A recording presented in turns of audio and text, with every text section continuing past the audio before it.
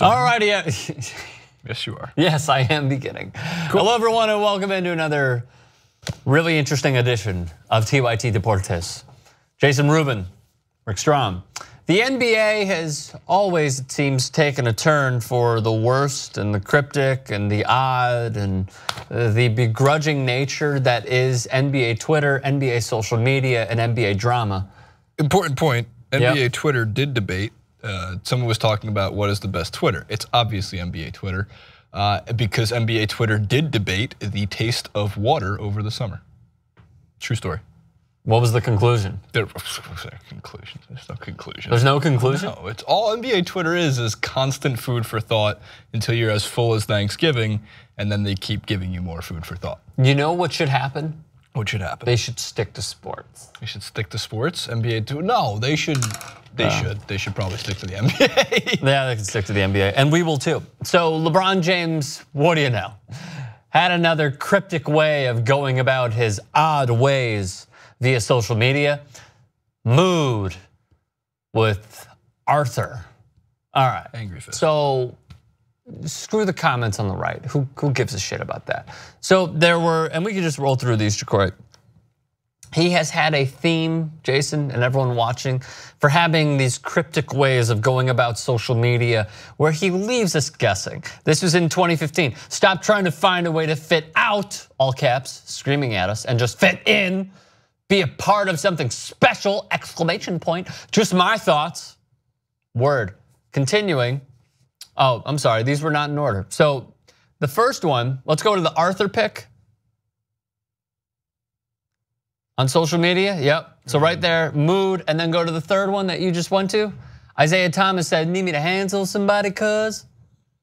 So they're already teaming up. And then we get into the cryptic tweets, the one I just read, cool, and then we move forward. That one was about Kevin Love, but it continued on and on. He even posted a photo when the Cleveland Cavaliers were in the preemptive stages. And we believe that this could partially be the reason on why he put mood with a mean, angry sort of fist, because Kyrie Irving is smiling at him while the Boston Celtics have won 9 straight. And if you pull up the box scores of how Kyrie has done, his game log, he has been incredible this season. This is last night against an Atlanta Hawks team who lost, I believe, 8 of 9?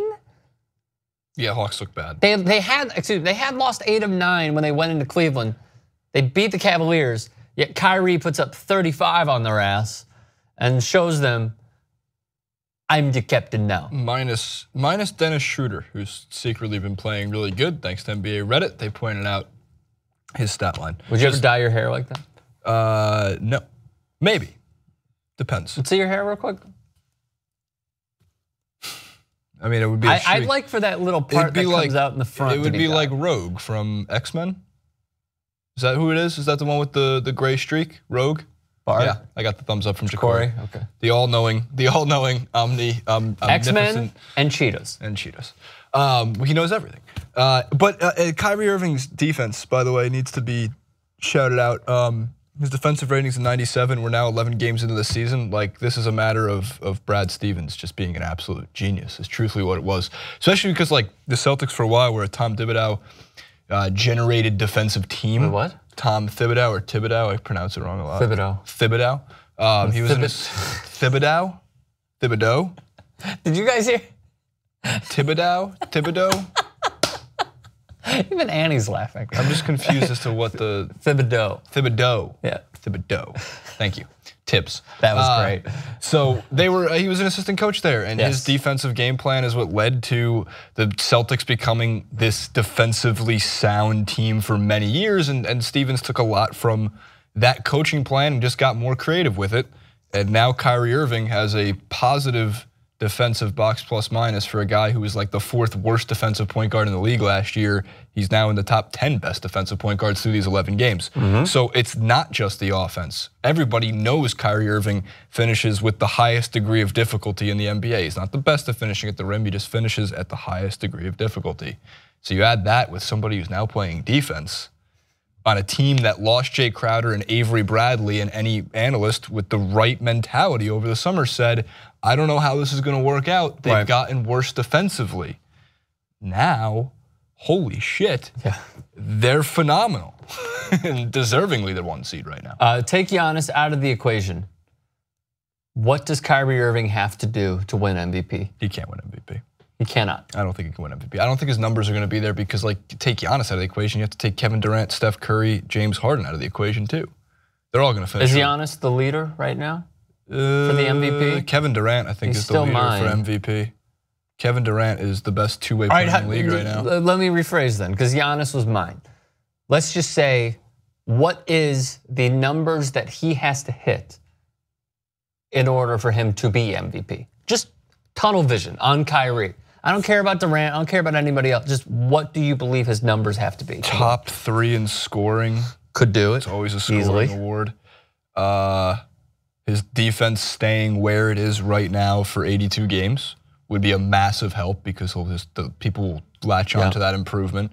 The Celtics winning like 60 games. I was going to say being the 1 seed in the East. Being the 1 seed, but as of last year, it doesn't really matter as much. No, it doesn't. But it's like when King Felix won the Cy Young. It changed how they look at Cy Young voting. I agree, but considering that he lost Gordon Hayward to still be the #1 seed if he puts the team on his back, I think that'll go into him winning MVP. By the way, if you're just joining and didn't pay attention, we're not saying he's going to win MVP. No, we're going over a hypothetical formula. It would take a lot for Kyrie to win MVP, and here's the reason. I can't believe we're not even mentioning the guy we're talking about in the clip. Right now, LeBron James is having the best season of his career through 11 games. And once again, is going to carry a dog shit team through the playoffs. So Kyrie can't win MVP over LeBron this year because Kyrie left. And while I think it's a good story, I think that voters have finally, I would hope, go, oh yeah, like we're not that done voting for LeBron just yet. We have to vote for LeBron this year. But who knows, Kawhi can come back and have a 57-game stretch of just unbelievable brilliance. I think Kyrie could win MVP. I shouldn't say that he can't. I think it's extremely difficult. It's an uphill battle because I just don't know if it's going to translate. It would be like a Derrick Rose year of him winning the MVP. You took the words right out of my mouth. The one thing that I was going to say was, and again, this is as a Chicagoan, and I've said this many times, Derrick Rose did not deserve to win MVP in 2011. It was LeBron James who deserved to win MVP. You're angry. Do you know who you're going to anger? You guys, the Derrick Rose. Oh, I'm sorry. Derrick Rose should win MVP every year. Derrick Rose. Every year. On Twitter and on YouTube. He shouldn't get the veterans minimum. He didn't tear his ACL and MCL. There's one thing I learned. He's a perfect player. There's one thing I learned. Derrick Rose, 2 things I learned, and Kyle Lowry, do not go after those Kyle Lowry, by the way, apparently a great golfer. Ever. I've also We're going to cover that. We're going to cover that. Okay, so let's back to LeBron. That's going to be.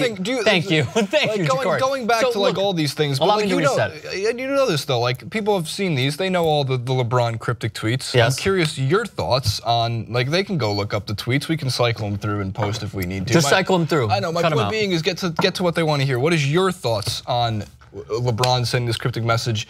Do you think it's a shot at the team? Do you think this is just the way he handles his team leadership? Do you think it's immature? Do you think we don't need to talk about it? What is the 4 of these 4? Real quick, are there any more that we cut out that you could show? There are more?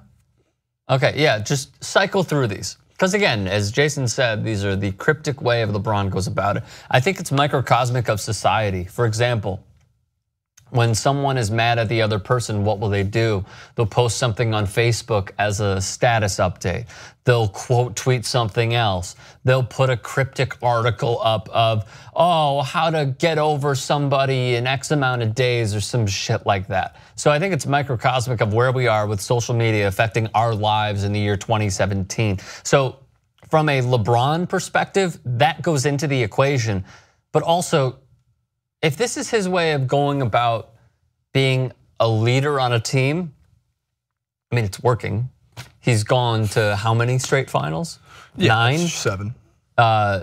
Is it 7? I thought it was more. 2010 through 20. Yeah, 20. Dwight Howard, okay. 2010 through 2017. 2011 through 2017. Dwight Howard ruined the 2010 year.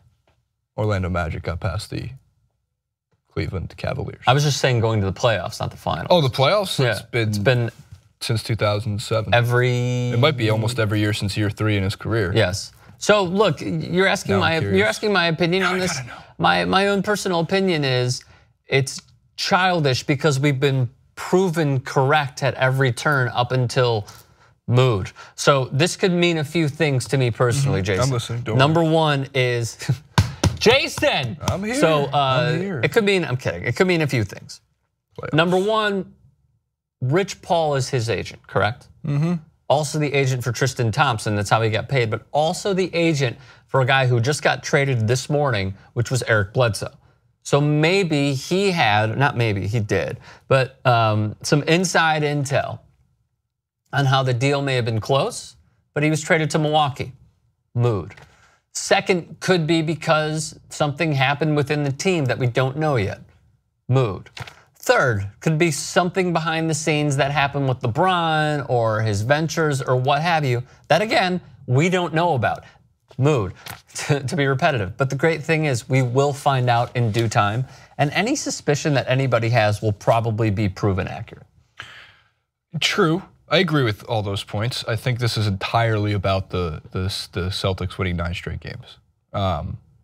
Because it's the guy who left his team, it's Kyrie Irving who decided that he wanted his own legacy. He wanted to be the number one. He wanted to prove that he could lead a team.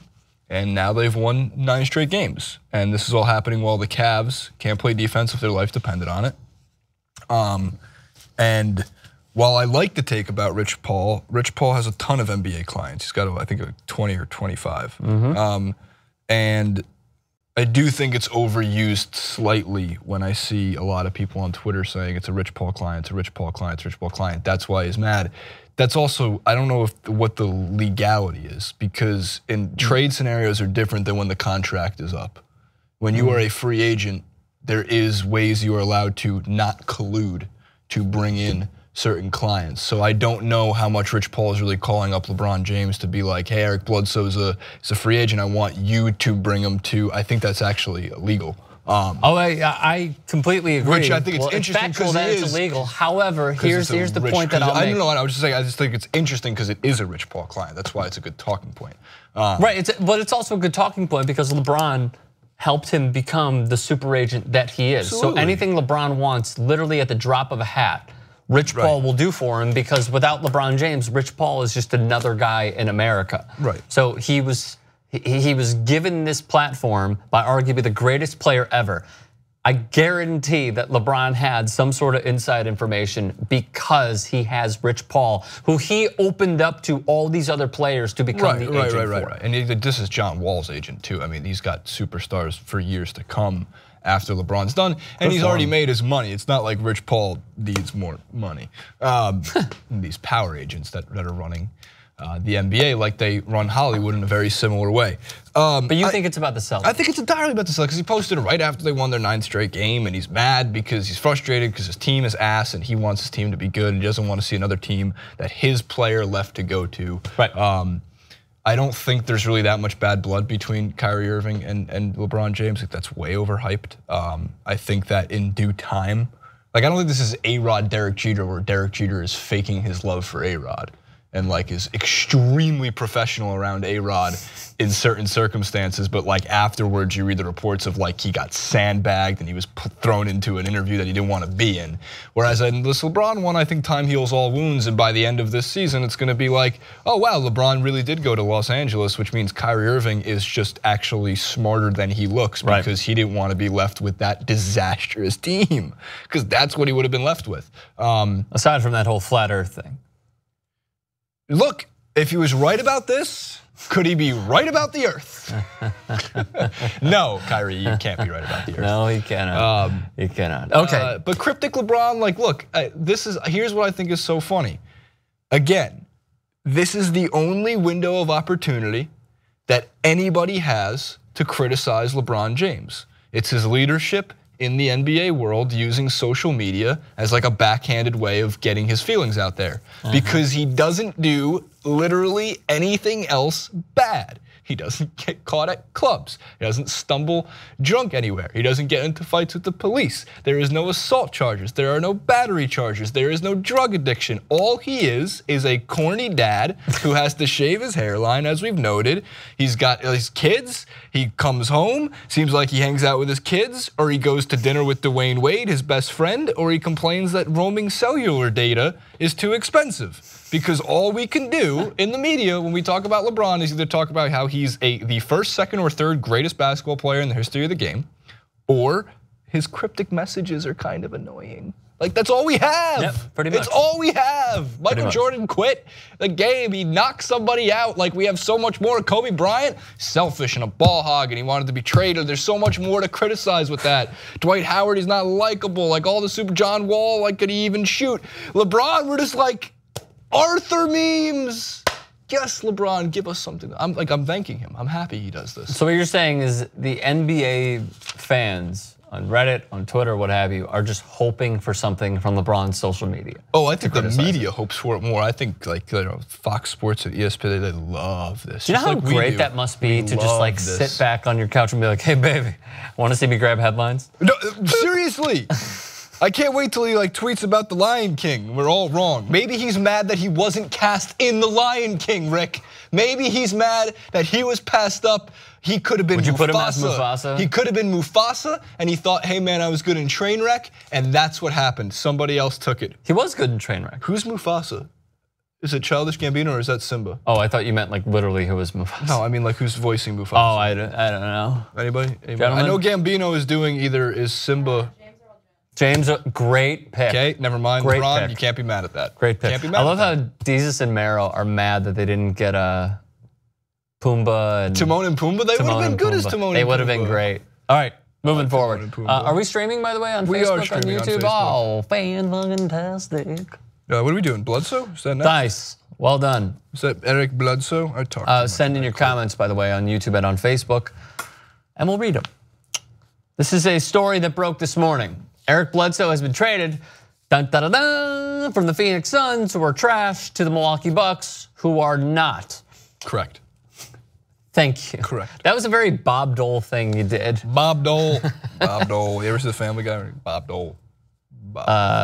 Yeah, but I think, real quick, the best Family Guy impression of a president is when Peter and Bill Griffin.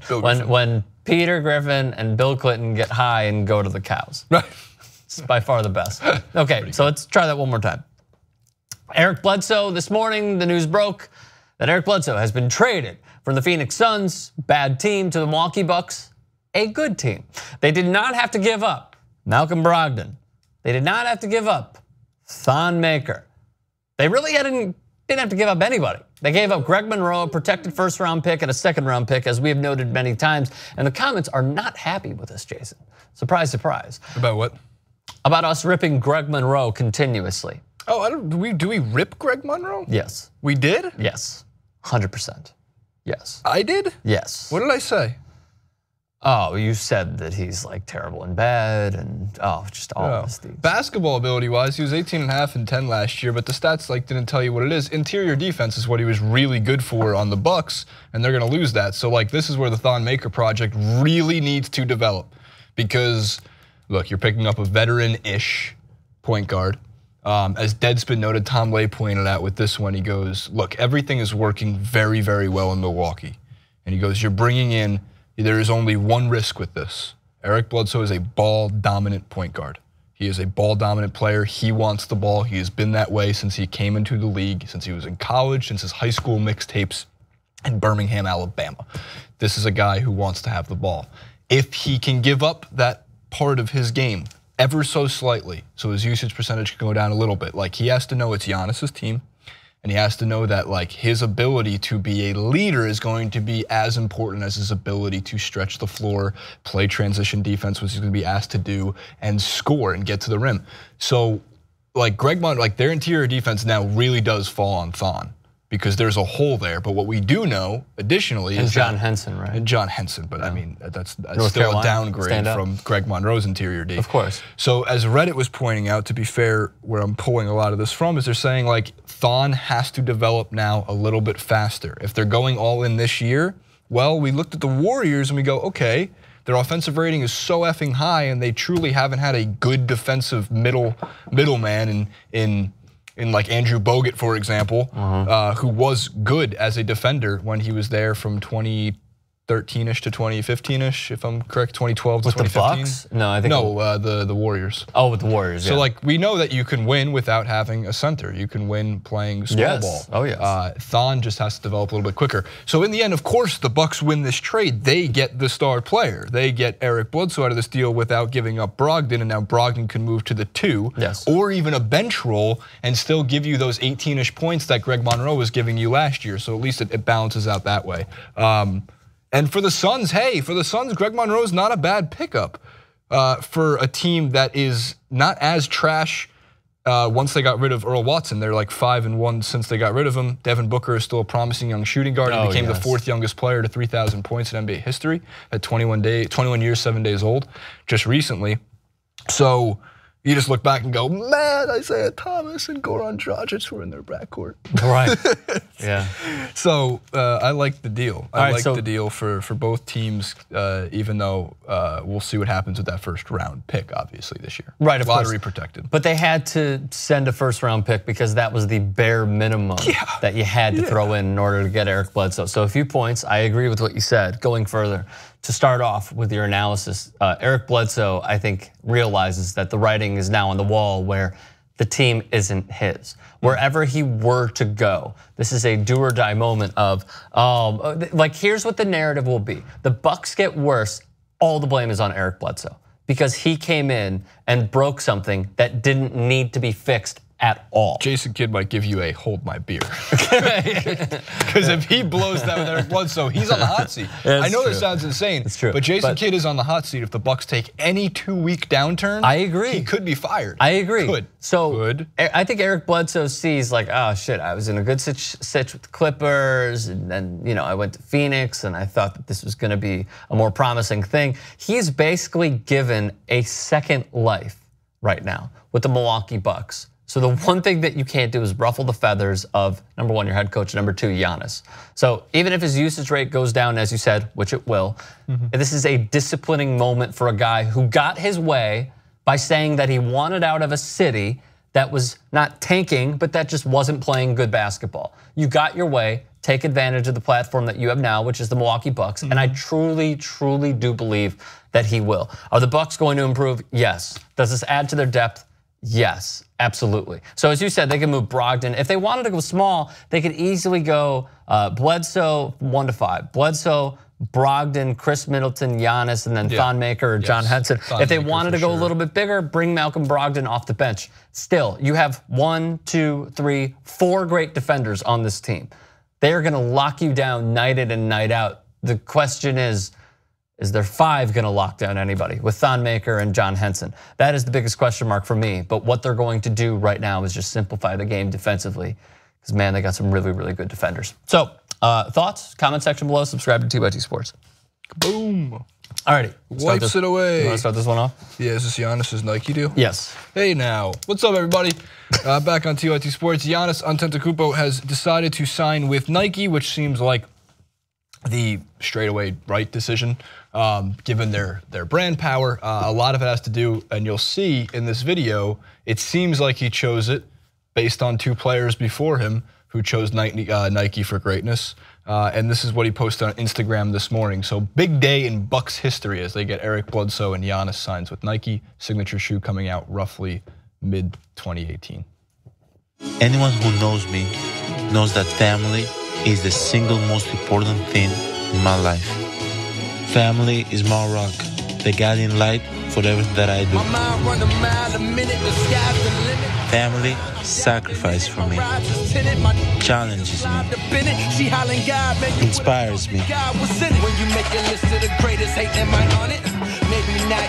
They got my back and I have theirs.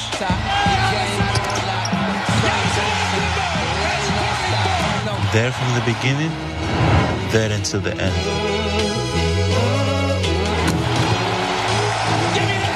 Family over everything.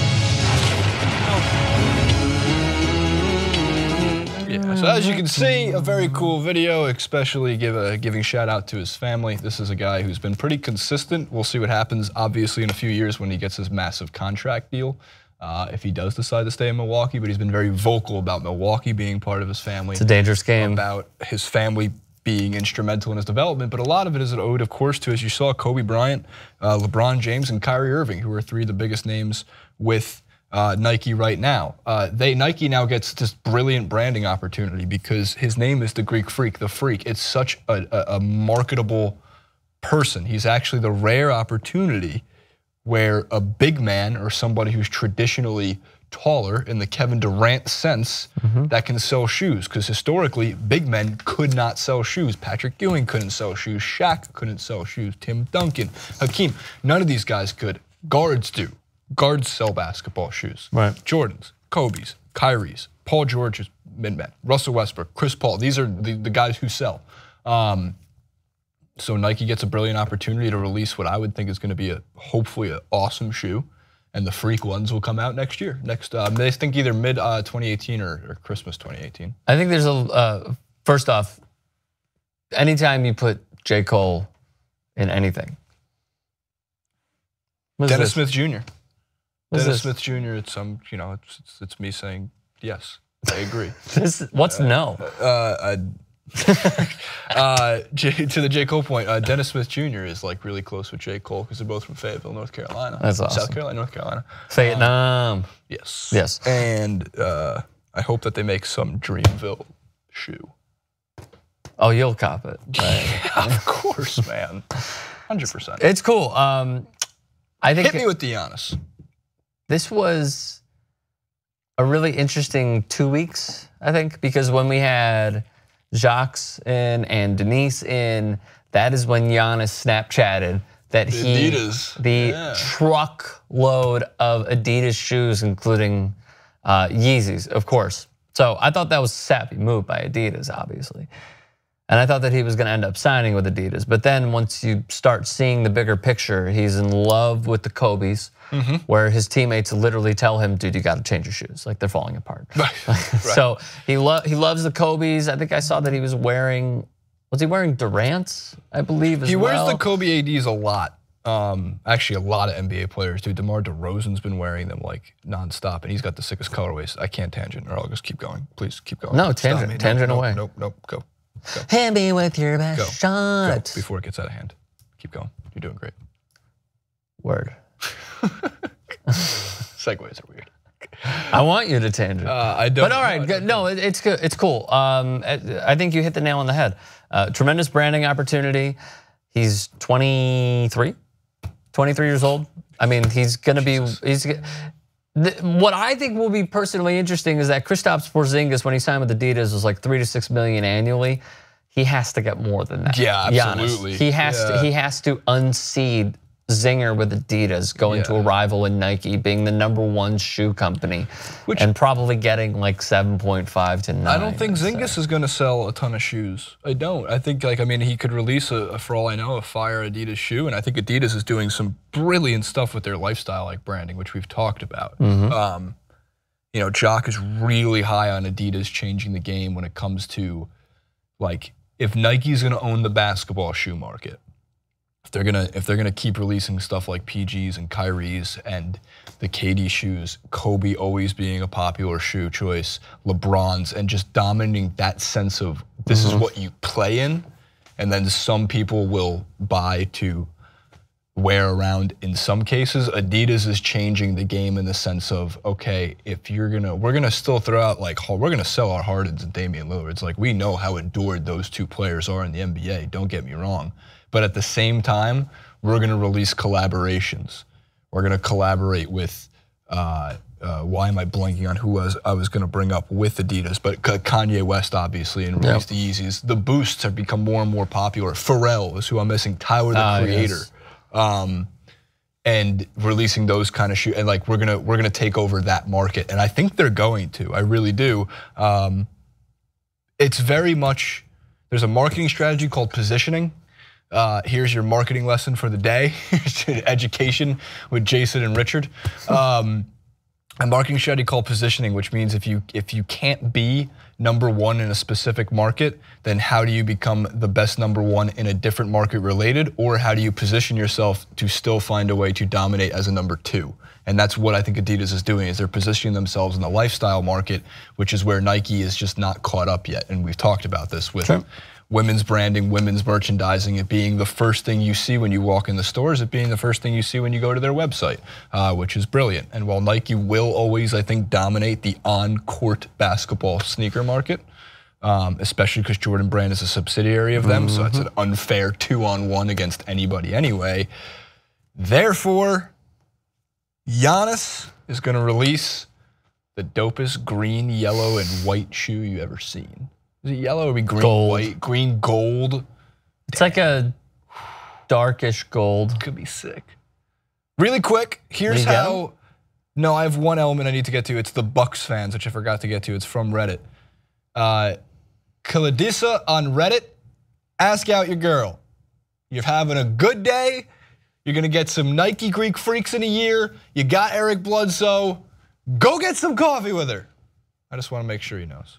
It's from Reddit. I love how the Mavericks logo guy, Spicozzi, says only if she has NBA memes on herself. You don't date girls who don't have NBA memes on there. So it's a very I'm the exception. It's very, very important. You have to have a conversation, a very serious conversation. How does that usually go for you? You go, excuse me, what's your name? How many NBA memes do you have on your phone? And if they go, I'm sorry, what, or 0, you go, well, it was really nice to know you. I have to leave now forever. Arthur's my meme dealer. Very worth noting, just so everybody knows. Arthur? Arthur Aguirre. Mood. Arthur, TYT. Thank you. That's also his logo. It's his logo. Cut. It's amazing.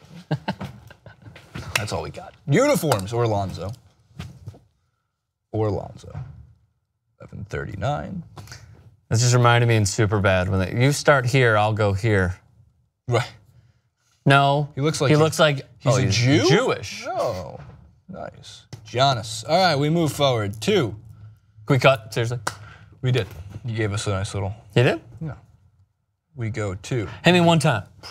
Lonzo and Kuzma, uniforms, or top 5 worst trades? What are we doing? Huh? Is that how I managed to stay single? America, are you serious? Wait, what was it? Yeah. Do you have any NBA memes on your phone, Annie? You know, it'd be hilarious if Annie had like a picture of you. Could be. Look, some people aren't ready to step out into the world with their NBA memes. You just went to your first NBA game, yeah? That's how it starts. What game did you see? Clippers versus Dodgers, she said. The Clippers versus the Dodgers. No, I saw Clippers game. She got that joke. I know. Maybe. Because she has NBA memes on her phone. Wait, what? And then I saw a Dodgers game like 3-4 months ago. So all right, we moved. You've been exposed to 2 sports. 40 through, okay, we're Fuck, you are so fancy. All right. The Los Angeles Lakers have a bevy of young talent. 2 of them took on each other in practice. Lonzo Ball, Kyle Kuzma. Take a look.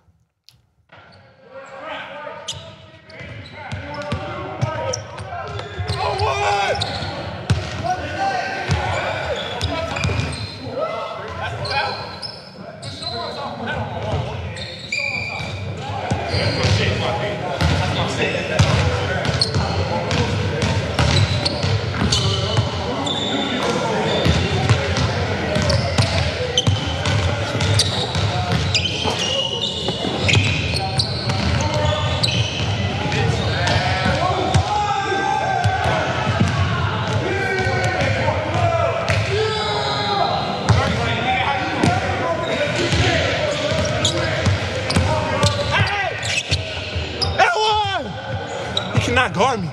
He can't.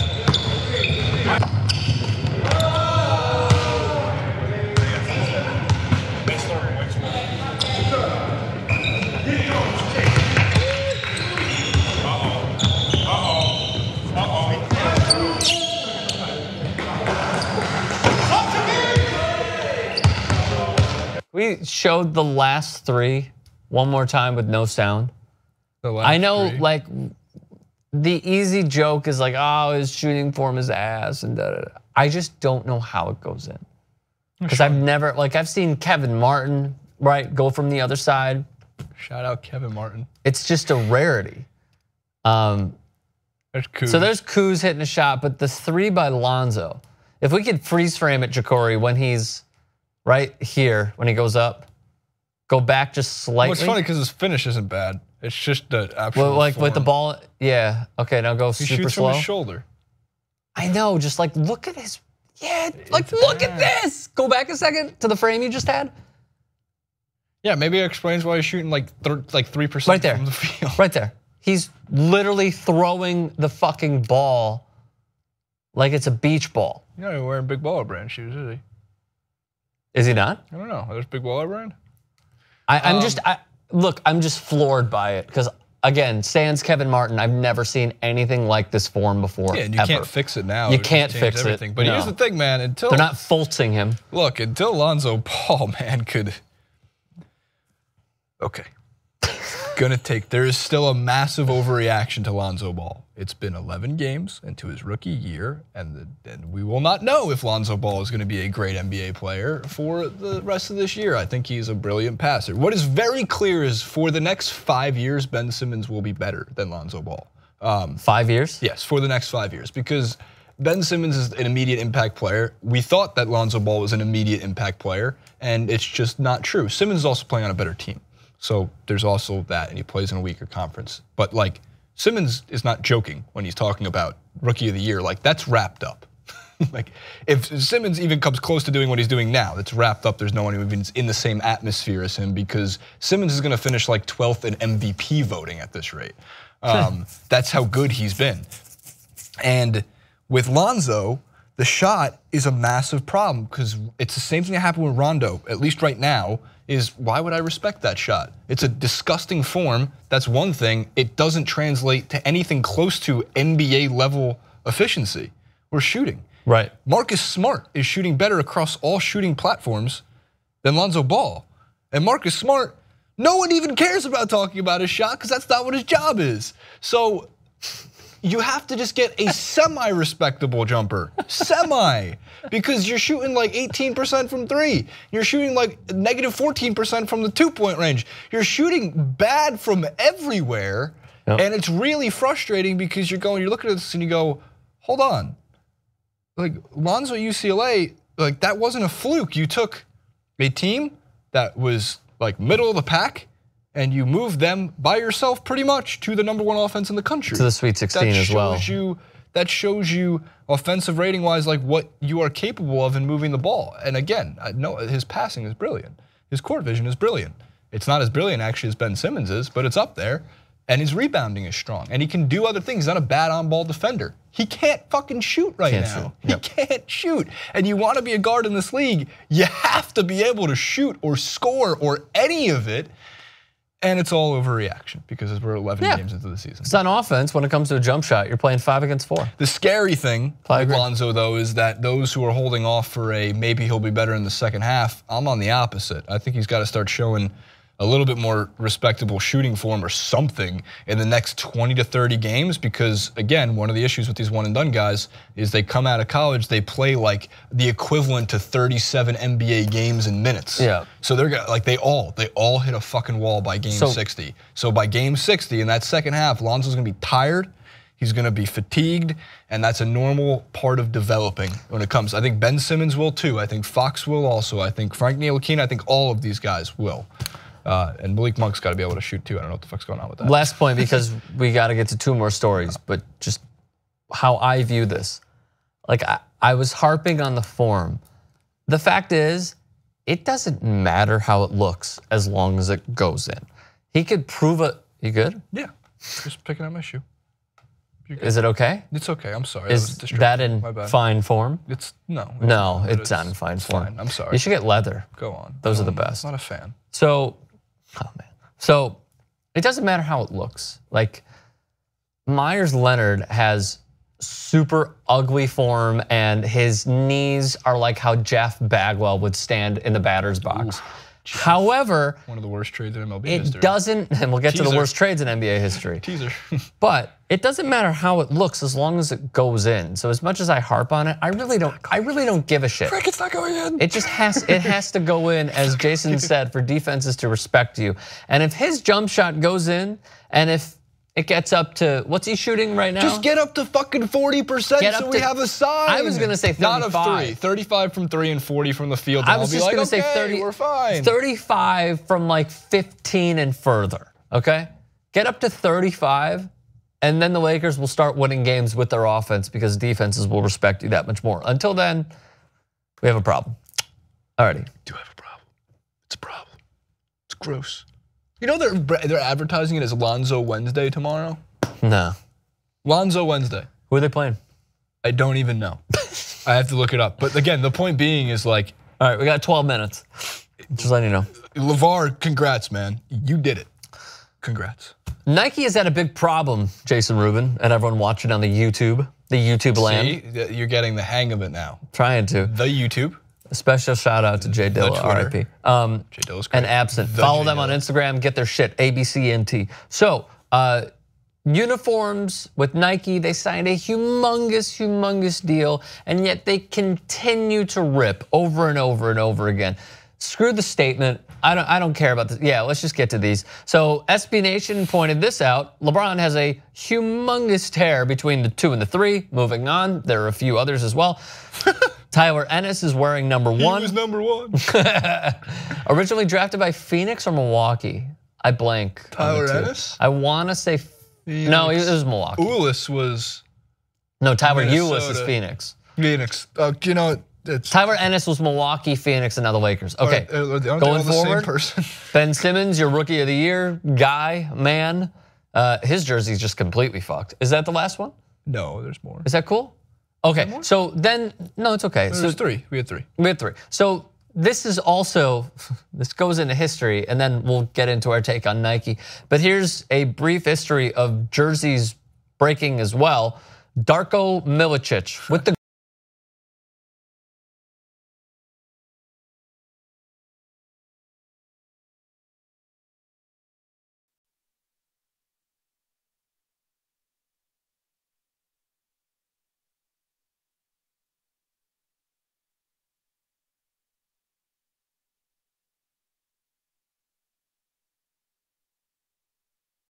Wiener pled guilty. So, in fact, let me go to the New York Times now. That explains that Mr. Wiener, who pled guilty in May to 1 count of transferring obscene materials to a minor and had faced up to 10 years in prison. Now, that's a long time. Of course, his lawyers asked for probation, saying, come on, you know, he's part of the elite. Are you really going to send him to prison? Of course, that was not their technical defense. But in essence, he's a good, upstanding member of the community. He had a disease, he's fighting the disease, etc. In fact, before the sentence was pronounced, the New York Times explains, Mr. Wiener did not so much ask for leniency, but tried to make a case that he had accepted responsibility for his crime and that he was a changed man. Now, of course, he in fact did want leniency, and his lawyers did ask for that, but that was his show of contrition. Oh my God, Your Honor, I've really learned.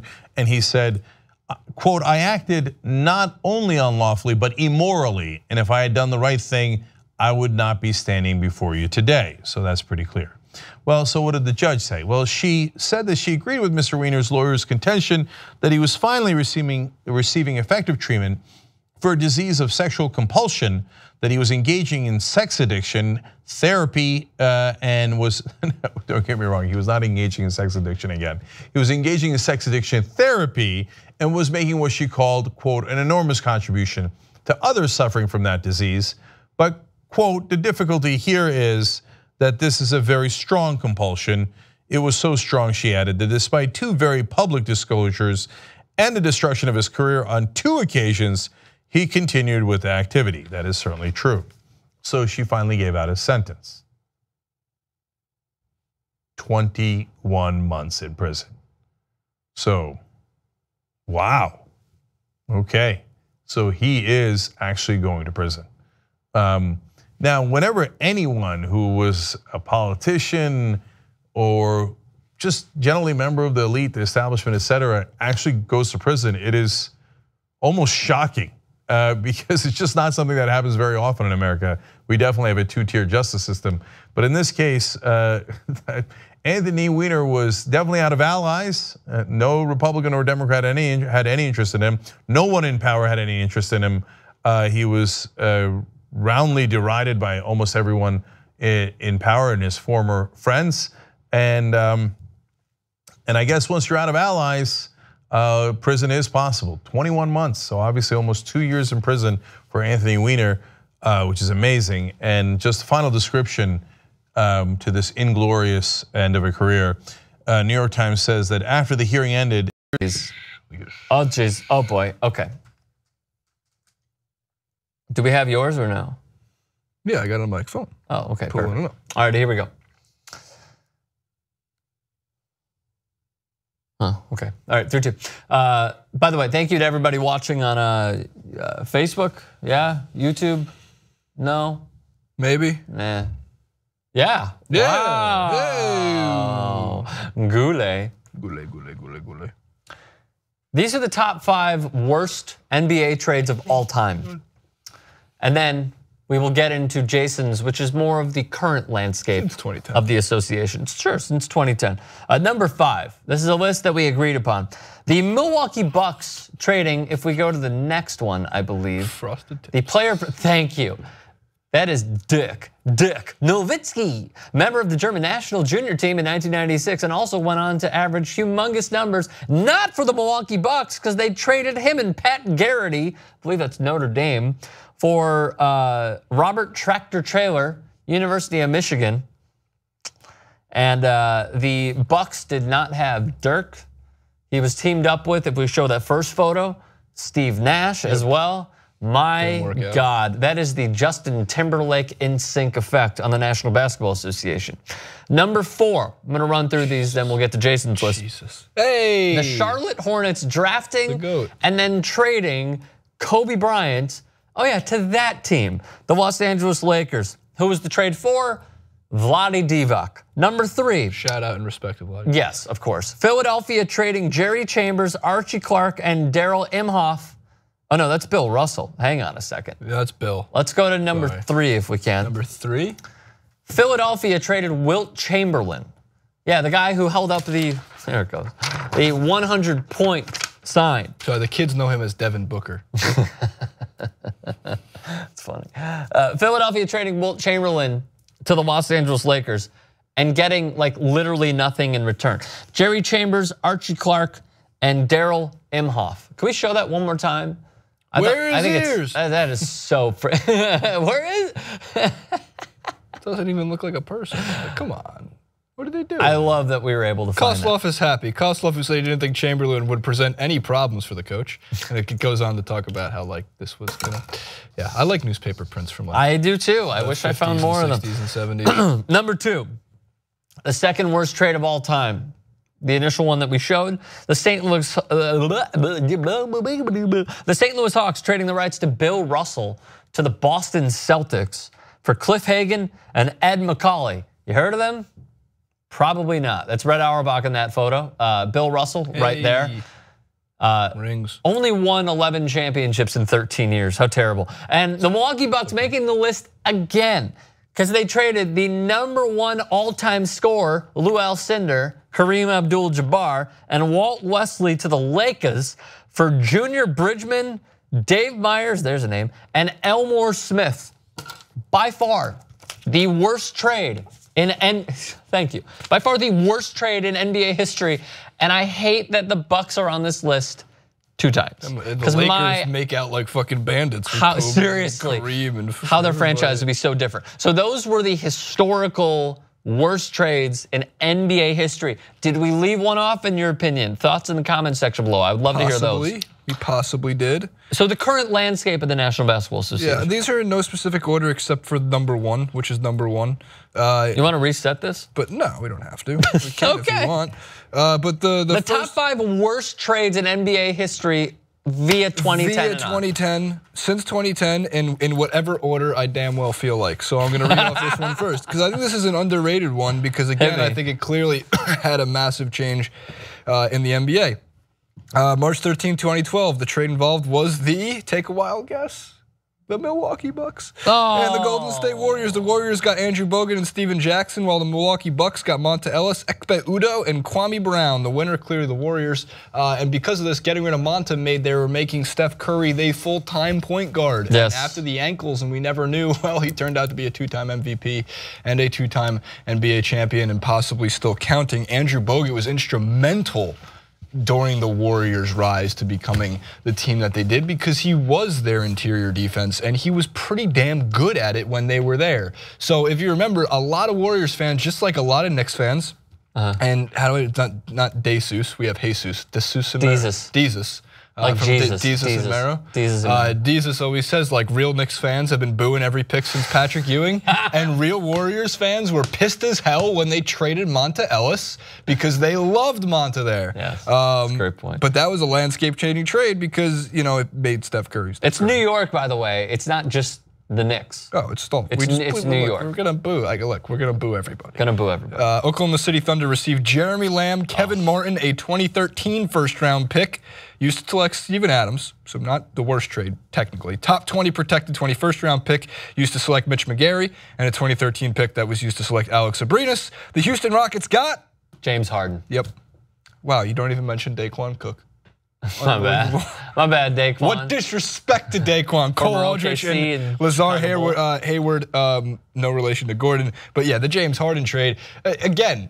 Can we go back in time just for a second? Yes. Like, on the surface, when that deal was made, you were thinking Jeremy Lamb could be not a great, but a good two-way guard. Yeah, good role player. Yeah, we thought, and by the way, I thought that he would fill out probably 15 more pounds than what he has Besides the fact that it was Kevin Durant's Oklahoma City Thunder, like the best player, like you would never, James Harden even now is not better than Kevin Durant. So like Kevin Durant was the #1 guy, and of course it did open up Russell Westbrook's opportunities.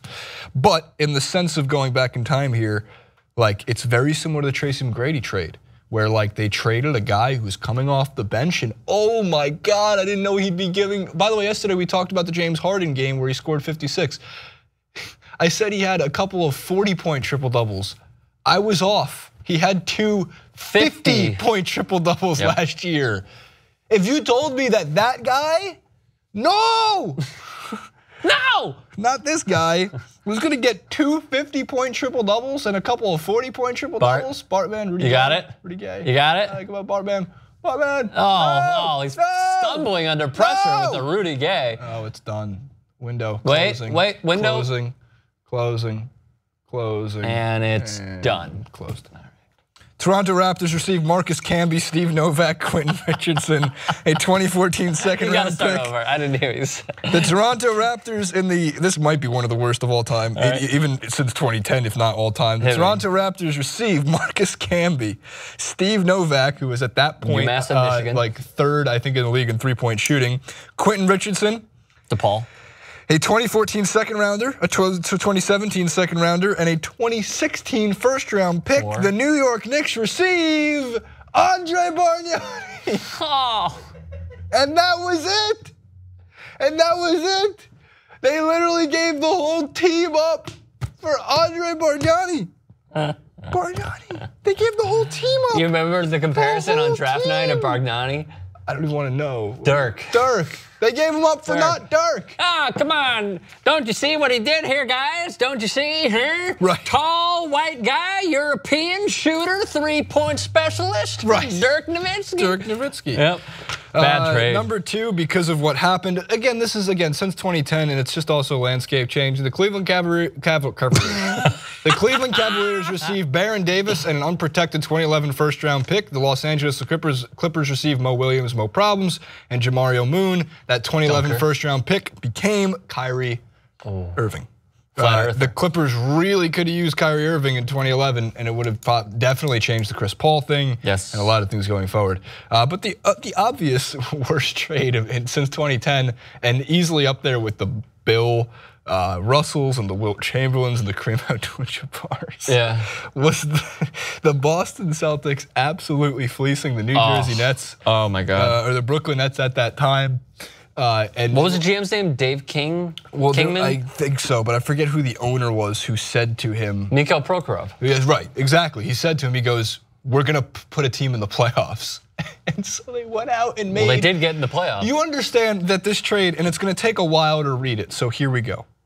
Here's who the Nets traded: Keith Bogans, Marshawn Brooks, Chris Humphries, and Chris Joseph, Gerald Wallace, a 2014 first-round pick, a 2016 first-round pick, a pick swap for the 17 season, and a 2018 first-round pick to the Celtics. 9 assets for old-ass Paul Pierce, Kevin Garnett, Jason Terry, DJ White, and that was via also, this is all coming from John W. McDonough, who's the guy who wrote that piece on it on Sports Illustrated. Oh my God. It's just such, like, when you give up that many assets for 1 year to be like, to make the second round of the playoffs, like, I mean, just go play for the Clippers if you just want to make the second round of the playoffs and that's your ceiling. Like, go do that. You can have a great time. It was Billy King, by the way. Go be Oklahoma City, go play for the Thunder if you want to make it to the second round of the playoffs. Like, but what Danny Ainge and the Boston Celtics did, like, of all trades that really should have been stopped, that was one of them. Because you can't sell, like, they wanted to sell jersey. What's a way to sell jerseys? Paul Pierce and Kevin Garnett, absolutely. And what's a way of fielding a historical team with like that to maybe, if it really, really worked, get to like the Eastern Conference Finals? You do that. You try to give Kevin Garnett and Paul Pierce one more run. The logic was there. It's just you gave up nine assets, including your entire future of drafting. And when we've seen the drafts that have come by and gone since the Nets made it, and they're still on the hook. The fucking Cavs own their 2018 pick, or based on how the Nets do. Like, that's a 7 It was Billy year King. Disastrous I thought move. more. 7 years of disaster. Yeah. I And mean, look, they still got D'Angelo Russell. you mortgage your future, you have D'Angelo Russell, and that's it. That's the funny part. That's all that you have. You traded for D'Angelo Russell, who, if you just kept your assets, you could have just drafted anyway. Like, they traded 9. Like, you understand that NBA 2K with the trade mode as like accept all trades being on still rejects it? I wonder if 2K would ever put in like GM mode if you could take Billy King as your GM. No, they'd be like, and just screw your franchise. They'd say no. They'd go, what? They'd say return the game.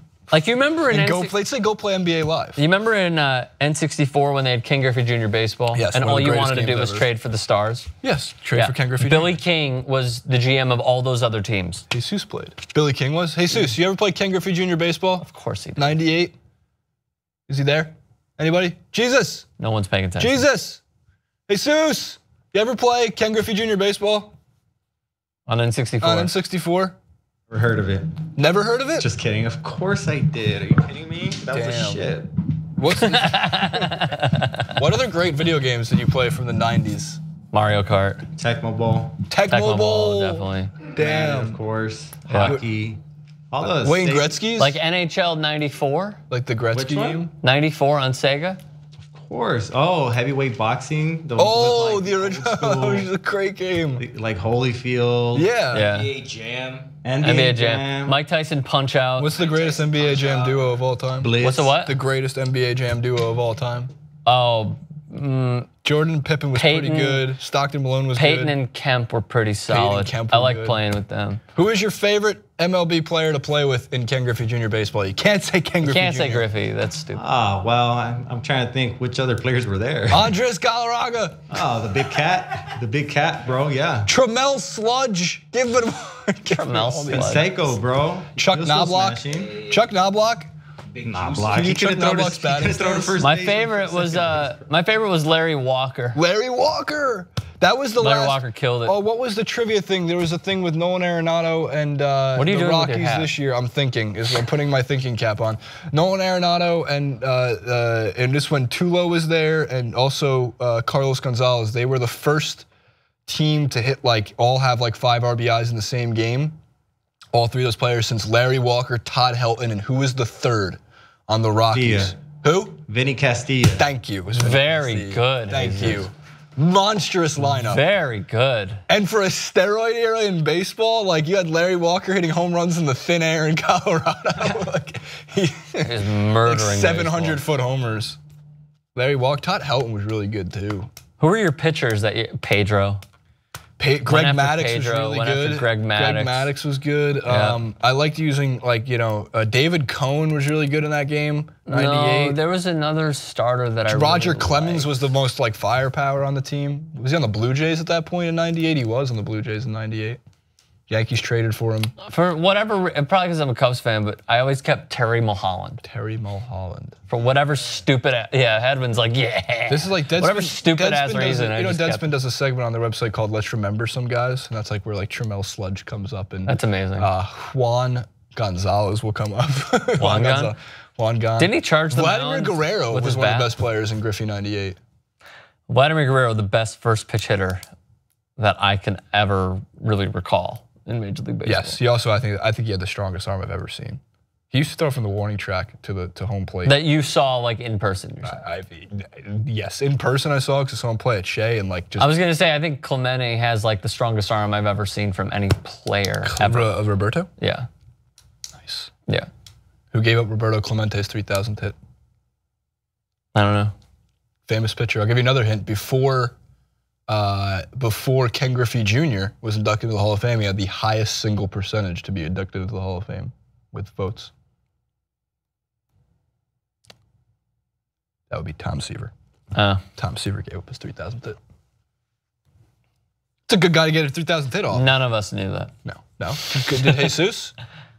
He's not listening to you. He's talking. Jesus! He's talking to somebody else. Did Ja'Cory knew? I wasn't listening either. Yeah, exactly. Nobody's listening. We're done. You We're guys done. lost us. Yeah, we're done. Bring us back, bro. Come on, keep We're going. done. Kill the Bring it back. streams. We're done.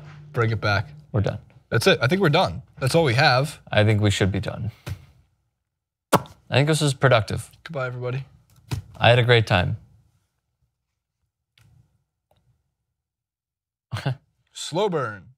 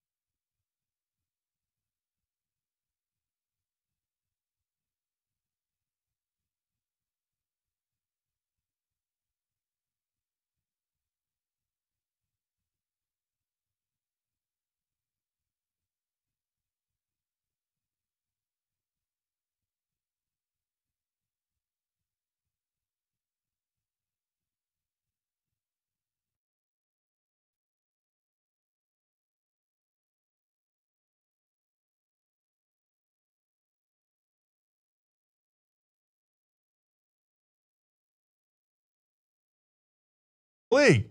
And my guess is that probably gets solved soon. Because now Trump has settled the debate. By going on the opposite side, he's gotten almost the entire country to at least understand and appreciate what Kaepernick is doing. And finally, after seeing all this, do you think Donald Trump is going to reverse position? Of course not. He's going to triple down. So he then tweets after the games, great solidarity for our national anthem and for our country. Standing with locked arms is good. Kneeling is not acceptable. Bad ratings. Oh. First of all, locking their arms is locking their arms against what you stood for. They're saying they stand with their teammates who are kneeling. He doesn't understand anything. And then what's his last line? Bad ratings. Don't care about principles. Got you. By the way, there's bad ratings because everyone's leaving TV. They don't have subscriptions to cable anymore. So it has nothing to do with anything else. Okay, and he says, the issue of kneeling has nothing to do with race. It's about respect for our country, flag and national anthem. NFL must respect this. The only way you could make it worse is to involve the government more and make it an actual freedom of speech issue.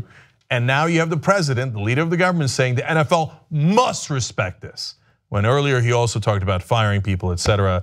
And Roger Goodell says, divisive comments like these demonstrate an unfortunate lack of respect for the NFL, our great game, and all of our players, and a failure to understand the overwhelming force for good our clubs and players represent in our communities. He's, of course, the NFL commissioner. Finally, he adds, look, he has to take his ideas and go with what he wants. I think it's very disrespectful to our country.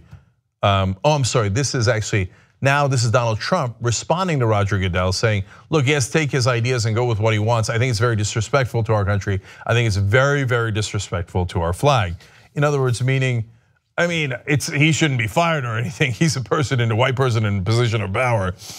So I just kind of disagree with him. The other guy should be fired though. Okay, interesting. If you turn the NFL commissioner against you when he was the guy that other folks were blaming for keeping Kaepernick out of the league, man, you have screwed this up royally. Last thing, it is spread to other sports. Now you've got Bruce Maxwell, first player in the Major League Baseball to take a knee during the national anthem. This just happened, and he put out a statement saying, my hand was over my heart because I love our country. I've had plenty of family members, including my father, that have bled for this country. His father served in the Army for a long time, that continue to serve for this country. At the end of the day, this is the best country on the planet. My hand over my heart symbolizes the fact that I am and I will forever be an American citizen, and I'm more than grateful to be here. But my kneeling is what is getting the attention because I'm kneeling for the people that don't have a voice. And another Oakland A's teammate just said online that he'll be joining Maxwell in the next game in taking a knee. That teammate happens to be white. So Donald Trump, we could not thank you enough. You have spread this protest to almost all the players, now to different sports, and to even billionaire owners of these teams. Kaepernick could not have done it better. We could not have done it better. So thank you for being so incompetent, such a buffoon, and not understanding our country, what it stands for, and the flag, because it rallied the rest of us to fight for the true spirit of that flag, the true spirit of this country, which is to always, as the Constitution says, strive for a more perfect union, to hold our government accountable. And if there is racial injustice or injustice through police or anything else, we all fight to make it better. That's why Kaepernick took a knee in the first place, and that's why we all fight for that principle. Thank you for giving us all of these allies. Couldn't appreciate it more. We'll be right back. All right, back on the Young Turks. I've got a ton of stuff for you guys. Breaking news, Susan Collins has come out against the Graham Cassidy bill. It appears that it is dead. So Rand Paul and John McCain were already against it. And Ted Cruz started to play politics. It doesn't matter what Ted Cruz thought. He's a slime ball. He probably would have voted for it in the end anyway. He's just trying to jockey for position. But Susan Collins, now that the CBO has scored the bill, has come out definitively saying she will not vote for it because millions of Americans will lose their health insurance because of the bill. So it appears one more time they put that zombie down. So thank God for that. Obviously, if things change, we'll keep you guys up to date, but that just happened. Whew. Okay, thanks God for that. Let me read some quick tweets for you guys. Abdullah Hussein writes in on YouTube Super Chat, and if you're on YouTube and you use Super Chat, we're more likely to read your comments and you help the show. Fell in love with TYT in 2007 and still going strong, he says. Thank you. Julian Mahoney then on Twitter says, I feel like the only redeeming factor for 2017 would be if the Young Turks won the Streamy for the best show online. Thank you, let's go for it. We just won best news show last night, but let's win for best show overall on the internet. We're still up for that award and you guys do the voting. So any tweet with hashtag TYT for Streamies, that's FOR and then of course STREAMYS, okay? So thank you, Julia. Dances with says, telling vets you prefer those who aren't captured. Why not just spit on them? Disrespect the vet, but not the flag? That's a great question. And the Mad Lib says, fired. If you didn't realize football players were now also investigating Trump's corruption and collusion with Russia. That's funny. And finally, Dan Steele with a super random tweet that I enjoyed. Cenk, if you were an animal, which kind would you be? You always struck me as a Eugerosaurus Rex, but with massive triceps. Indeed. All right, God bless. Let's go do the Steelers. Okay. All right. Huge protest over the weekend about the national anthem. Donald Trump said that anyone who took a knee should be fired. Well, the Steelers decided they were going to act in unison and not come out for the national anthem at all. Mike Tomlin, their coach, put out a statement ahead of time.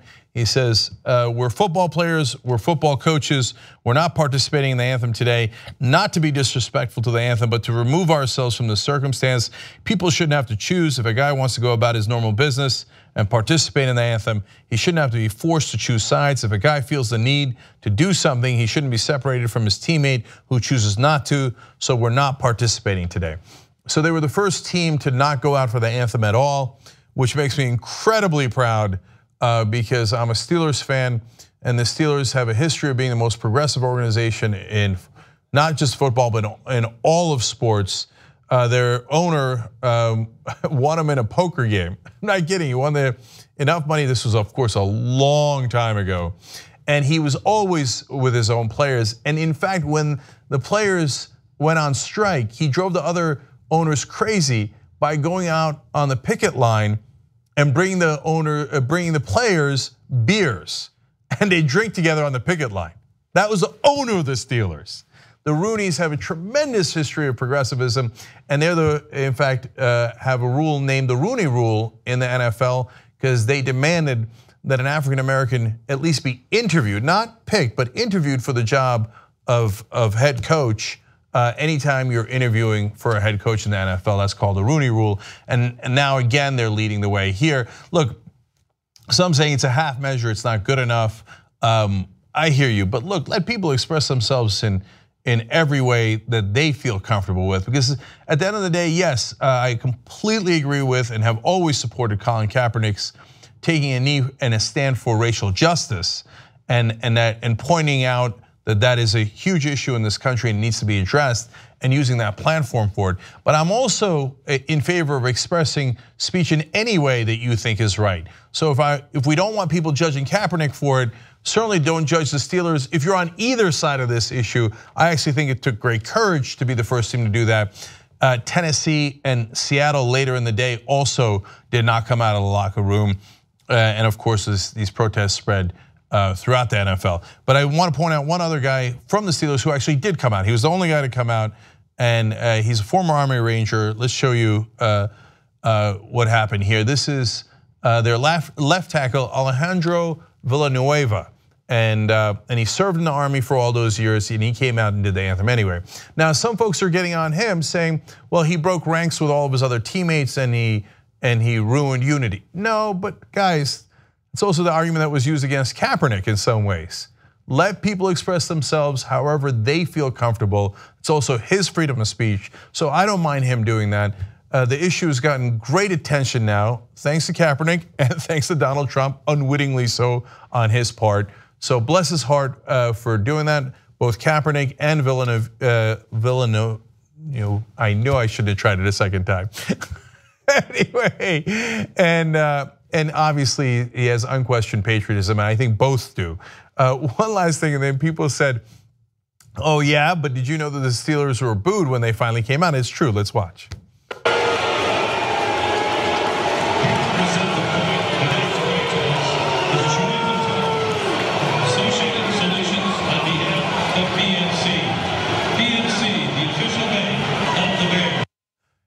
Yeah, that is breaking news indeed. When the opposing team comes out of the locker room, turns out they get booed. Of course, they were playing in Chicago. You know, the Chicago players also did the protest. They weren't in the locker room, but they did the protest on the field. People have no idea what they're talking about in sports. All right, God bless the Steelers, progressive champions as always. Okay. Well, that's in both senses of the word. They're champions and progressives. All right, let's move forward. Now, huge story about the NFL and people not standing for the anthem. Donald Trump's very angry. He thinks people should be fired. He started a firestorm about that on Friday night that has raged throughout the weekend. Now, would you like to know the real story of how we wound up having people stand for the national anthem in the NFL in the first place? Now, this story does not go back a very long time in history. It's not like the players were standing for the national anthem throughout. Did you know that? it's not like, oh, the NFL, that's always what happens. The players come out, we do the national anthem, they stand, and that is an American tradition. No, it started very recently. Let me go to Law News here that explains this story. Before 2009, football players standing for the national anthem wasn't even a thing. The team stayed in the locker room until after and the home of the brave, of course, until the anthem was over, and then ran onto the field. So what the Steelers did this weekend, and eventually the Seahawks and the Titans, was what every team did pre-2009. So this is a new thing. So all that talk of like, oh, this is tradition in America, and if you respect America, then this is when you come out of the locker room, and this is how you stand, and this is where you put your hands. Yeah, I know, America's all about dictating how people should stand and what body motions they should have and where they should be, etc. So it turns out it's all a myth. So why did it start later anyway? This is the really interesting part. Turns out that from 2011 to 2014, the Department of Defense spent $5.4 million in contracts with 14 NFL teams for flag ceremonies. The National Guard got in on the action too and gave $6.7 million to the NFL for the same kind of thing from 2013 to 2015. This is what is otherwise known as paid propaganda. Now, look, they I'm sure had good intentions when they did it. Their intention is, well, we'd like more people to sign up for the National Guard, from the Department of Defense. We need more recruits to volunteer army. So let's pay for some marketing if you want to take a positive spin on it, propaganda if you want to take a negative spin on it, and make it a new tradition that we all salute the flag and do the national anthem and make sure the players are on the field and everybody's paying heed to our soldiers. And then if you remember, of course, when Kaepernick took a knee, it had nothing to do with the military. He said it was because of the racial injustice that the police, unfortunately, were doing throughout the country. But people immediately spun it as, oh, you must hate the veterans, you must hate the military. Well, all this started in the first place because the military apparently was paying for this propaganda. And yes, I do take a negative spin on it because this is not what we should spend taxpayer dollars for. If you're patriotic, wonderful, but I don't want the Defense Department spending our dollars to try to make other people patriotic so they sign up for wars and serve the Pentagon's purposes. So more details on this. The Senate Oversight Committee said, unfortunately, and they investigated this, they said, unfortunately, contrary to the public statements made by the Department of Defense and the NFL, the majority of the contracts, 72 of the 122 contracts we analyzed, clearly show that the Department of Defense paid for patriotic tributes at professional football, baseball, basketball, hockey, and soccer games. These paid tributes included an on-the-field color guard, enlistment and re-enlistment ceremonies, performances of the national anthem, full field flag details, ceremonial first pitches, and puck drops. So look, the national anthem happened in the games before, but like we said, the players were in the locker room at the time. You would of course have a first pitch and you drop the puck anyway, but they wrapped all of it in the flag, and it was all an effort to recruit more people to sign up for the military. So this was propaganda from the beginning and had nothing to do with American tradition. In fact, it's not just me saying that. Back in 2015, Republican Senator John McCain called this, quote, paid patriotism. And he went on to say that the charades conducted not out of a sense of patriotism, but rather done for profit in the form of millions in taxpayer dollars going from the Department of Defense to wealthy pro sports franchises. And he came out strongly against it. And that is how all of this began in the first place. Know the reality, know the truth. And that right there is what this is actually about. All right, now I got to tell you real quick about two more sports related to this because this issue is on fire today. Okay, this is not referring to the national anthem, but a related issue. Okay. So you all know the Golden State Warriors won the NBA championship last year, and normally when you win the championship in a sport, you go to the White House and celebrate. Well, now you got Donald Trump in the White House, and some people are a little concerned about that. So Steph Curry, now that their season is beginning, said, I don't know why he feels, referring to Donald Trump, the need to target certain individuals rather than others. I have an idea of why, but it's kind of beneath the leader of a country to go that route. It's not what leaders do. Now, first of all, that is enough right there for Donald Trump to have his very thin skin pierced and have him go ballistic. But Steph Curry went a little bit further. He said, on Friday at the team's annual media day, ahead of the start of training camp, Curry said the Warriors had not decided as a team whether they would visit the White House and that they planned to talk about it at a meeting. But Curry said that if it were up to him, he would not go. So that's what the New York Times was reporting. So now how do you think Donald Trump's gonna react to that? Well, don't worry, he did tweet on it. It doesn't disappoint. He said, going to the White House is considered a great honor for a championship team. Steph Curry is hesitating, therefore, invitation is withdrawn. World's biggest goofball. I didn't want you to come anyway. I'm gonna take my ball and go home. I know that I keep calling him a third grader. I really feel like I'm beginning to insult third graders. This is what like a really bratty, snobby, annoying third grader does.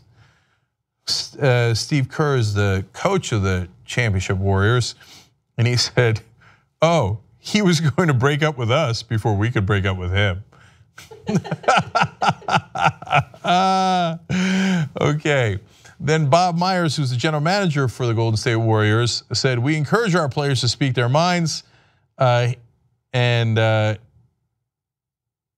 he also went on to say, we're not going to try to divide and separate this country. We're trying to bring everyone together and speak about love and togetherness and equality. So now Donald Trump's got the general managers of basketball teams against him, let alone of football teams, which are now almost all united against him. Then we go back to Steve Kerr for a devastating line. How about the irony, he says, how about the irony of free speech is fine if you're a neo-Nazi chanting hate slogans, but free speech is not allowed to kneel in protest. No matter how many times a football player says, I honor our military, but I'm protesting police brutality and racial inequality, it doesn't matter. Nationalists are saying you're disrespecting our flag. Well, you know what else is disrespectful to our flag? Racism, and one's way worse than the other. Now, Steve Kerr, if you don't follow basketball, is white. He is the coach of the Warriors, and he has gone to the White House many times because he is a champion through and through. He was a champion as a player, he's a champion as a coach, and apparently a champion as a person, saying, look, I fight inequality wherever I see it as well. So the Warriors not going to the White House, and as usual, Trump has made things worse, and now not only has he turned almost the entire NFL against him, the NBA has begun to turn against him in unison as well. That brings us to King James. LeBron James says about Trump, quote, you bum. Steph Curry already said he ain't going, so therefore ain't no invite. Going to White House was a great honor until you showed up. Damn, shots fired. One more from LeBron James, he says, that guy continues to try to divide us as people. And like I said on one of my social media platforms a couple of days ago, the thing that kind of frustrated me and pissed me off is a little bit is the fact that he's used sports platform to try to divide us. We have to figure out a way how we can come together and be as great as we can be as a people, because the people run this country, not one individual, and damn sure not him. All right, so congratulations, Donald Trump. Now the NBA hates you too. Okay, now final sport is NASCAR, if you want to call it that. Oh, come on, I kid. Okay. Now, you know what Trump said about the NFL? He said, wouldn't you love to see any of these NFL owners when somebody disrespects our flag to say, get that son of a bitch off the field right now. He's fired, right? Well, apparently owners in NASCAR were asked about this, and some of them decided to be very conservative, but hold, because there's lots of twists and turns in this story, which makes sense, lots of turns at NASCAR. All right, okay. So now we go to the Hill. Former NASCAR champion Richard Petty told the Associated Press that any member of his team would be fired if they chose to protest the national anthem. Petty now owns Richard Petty Motorsports. So he's joining Trump and saying, yes, if you do something I don't agree with politically and you speak your mind, I'll fire you. Now, he does have the right to do that because he's not the government. Trump pressuring people to do that as the government, as the leader of the government, unfortunately, is a First Amendment issue. Whether he takes action is a separate story. Trump. Petty can do this. I don't know if it's advisable, but he can. Petty said, quote, anybody that don't stand up for the anthem ought to be out of the country, period. What got them where they're at? The United States. And a couple other things, okay, and their parents and their community and their friends. And anyway, and their ability to drive a car, apparently. So Petty's on one side, I got it. And by the way, he's got his right to his opinion too. If I don't want him to fire anybody over it, but if during the anthem he wanted to do jumping jacks and shout for joy and play, okay, have at it, Hoss. Okay, that's your right. Now we go to another owner, Richard Childress, a former driver who owns Richard Childress Racing, said any protest from his team members would get you a ride on a Greyhound bus. So second owner threatening to fire people over it. Trump must be happy, and he is. He tweets, so proud of NASCAR and his supporters and fans. They won't put up with disrespecting our country or our flag. They said it loud and clear. Now hold, we're gonna get to that in a second. But first, I want to give credit to Dale Earnhardt Jr. Not everybody in NASCAR agrees. Earnhardt put out a great statement. He said all Americans are granted rights to peaceful protests. And then he quoted JFK saying, those who make peaceful revolution impossible will make violent revolution inevitable. Damn, look at Dale Earnhardt Jr. Okay, that's a wonderful ode, not to being progressive. I don't know what his personal politics are, but to this country, saying that's the whole point of America. That's why we got a national anthem in the first place, because we have the right and the freedom to do what we want during the national anthem. You missed the whole point of the country. So bless his heart on that. Then NASCAR had to put out a statement that basically splits the baby. And it was artfully done. Here, let me read it to you.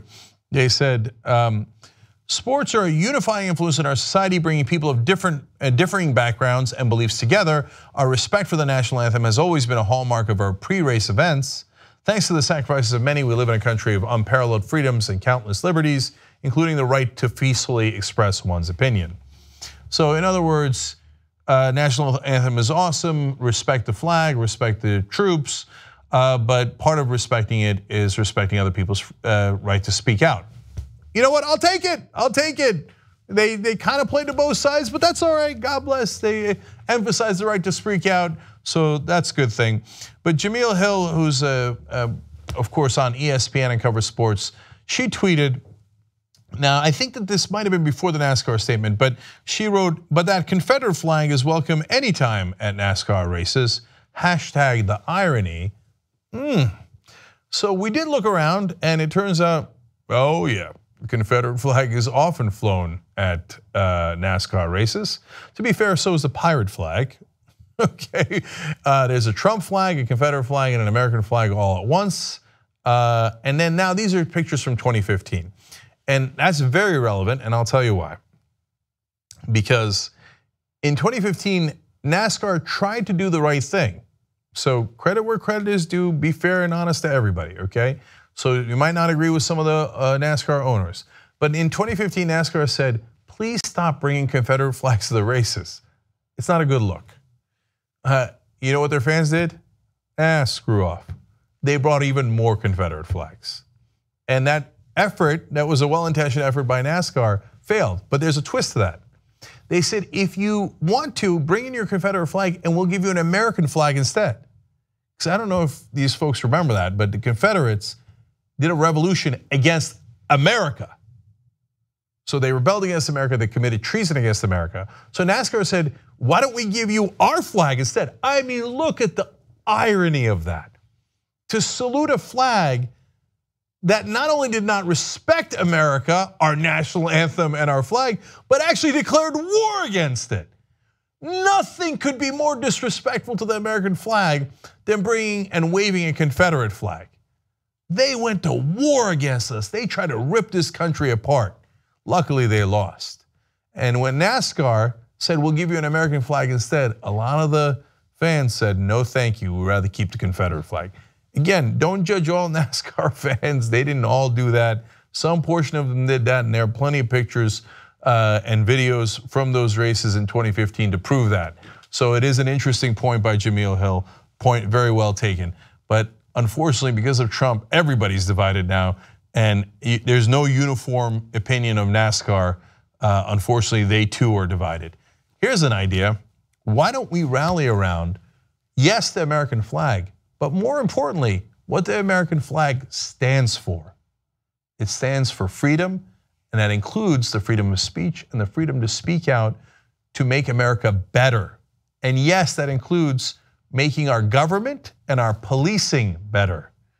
If you say we should not speak out against the police, which are part of our government, to make them better, then you did not understand this country at all, and you don't respect us, our flag, or our anthem. Young Turks.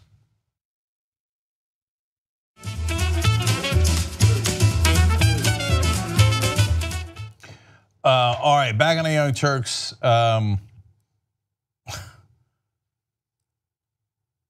Heisenberg, I think, misunderstood what I was saying, or maybe he's joking. I don't get it. Anyway, Anna's here, obviously. How you doing, Casper? I'm good. I'm good. Your dress is very red. I'm fucking living.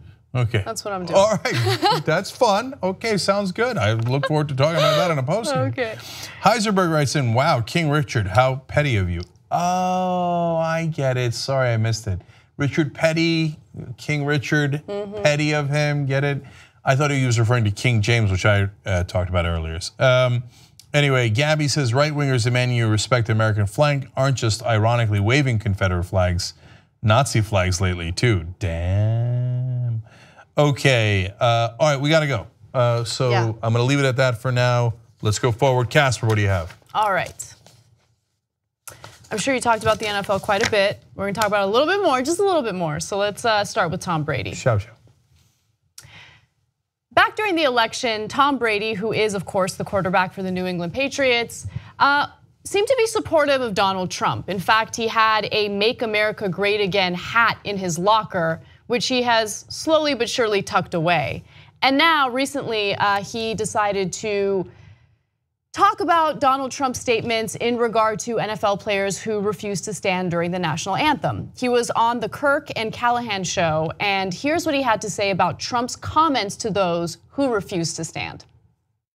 Yeah, I certainly disagree with what he said, and thought it was just divisive, and like I said, I just want to support my teammates, and I always said I'm never one that says, oh, that's wrong or that's right or but I do believe in what I believe in, and I believe in bringing people together and respect and love and trust, and those are the values that my parents instilled in me, and that's how I try to live every day. And I've been blessed to be in a locker room with guys from all over the United States over the course of my career. Some of my great friends are from Florida, Virginia, New York, Montana, Colorado, Texas. I think one thing about football is it brings so many guys together, guys that you would never have the opportunity to be around, whether it was in college and all the way into the pros. And we're all different and we're all unique, and that's what makes us all so special.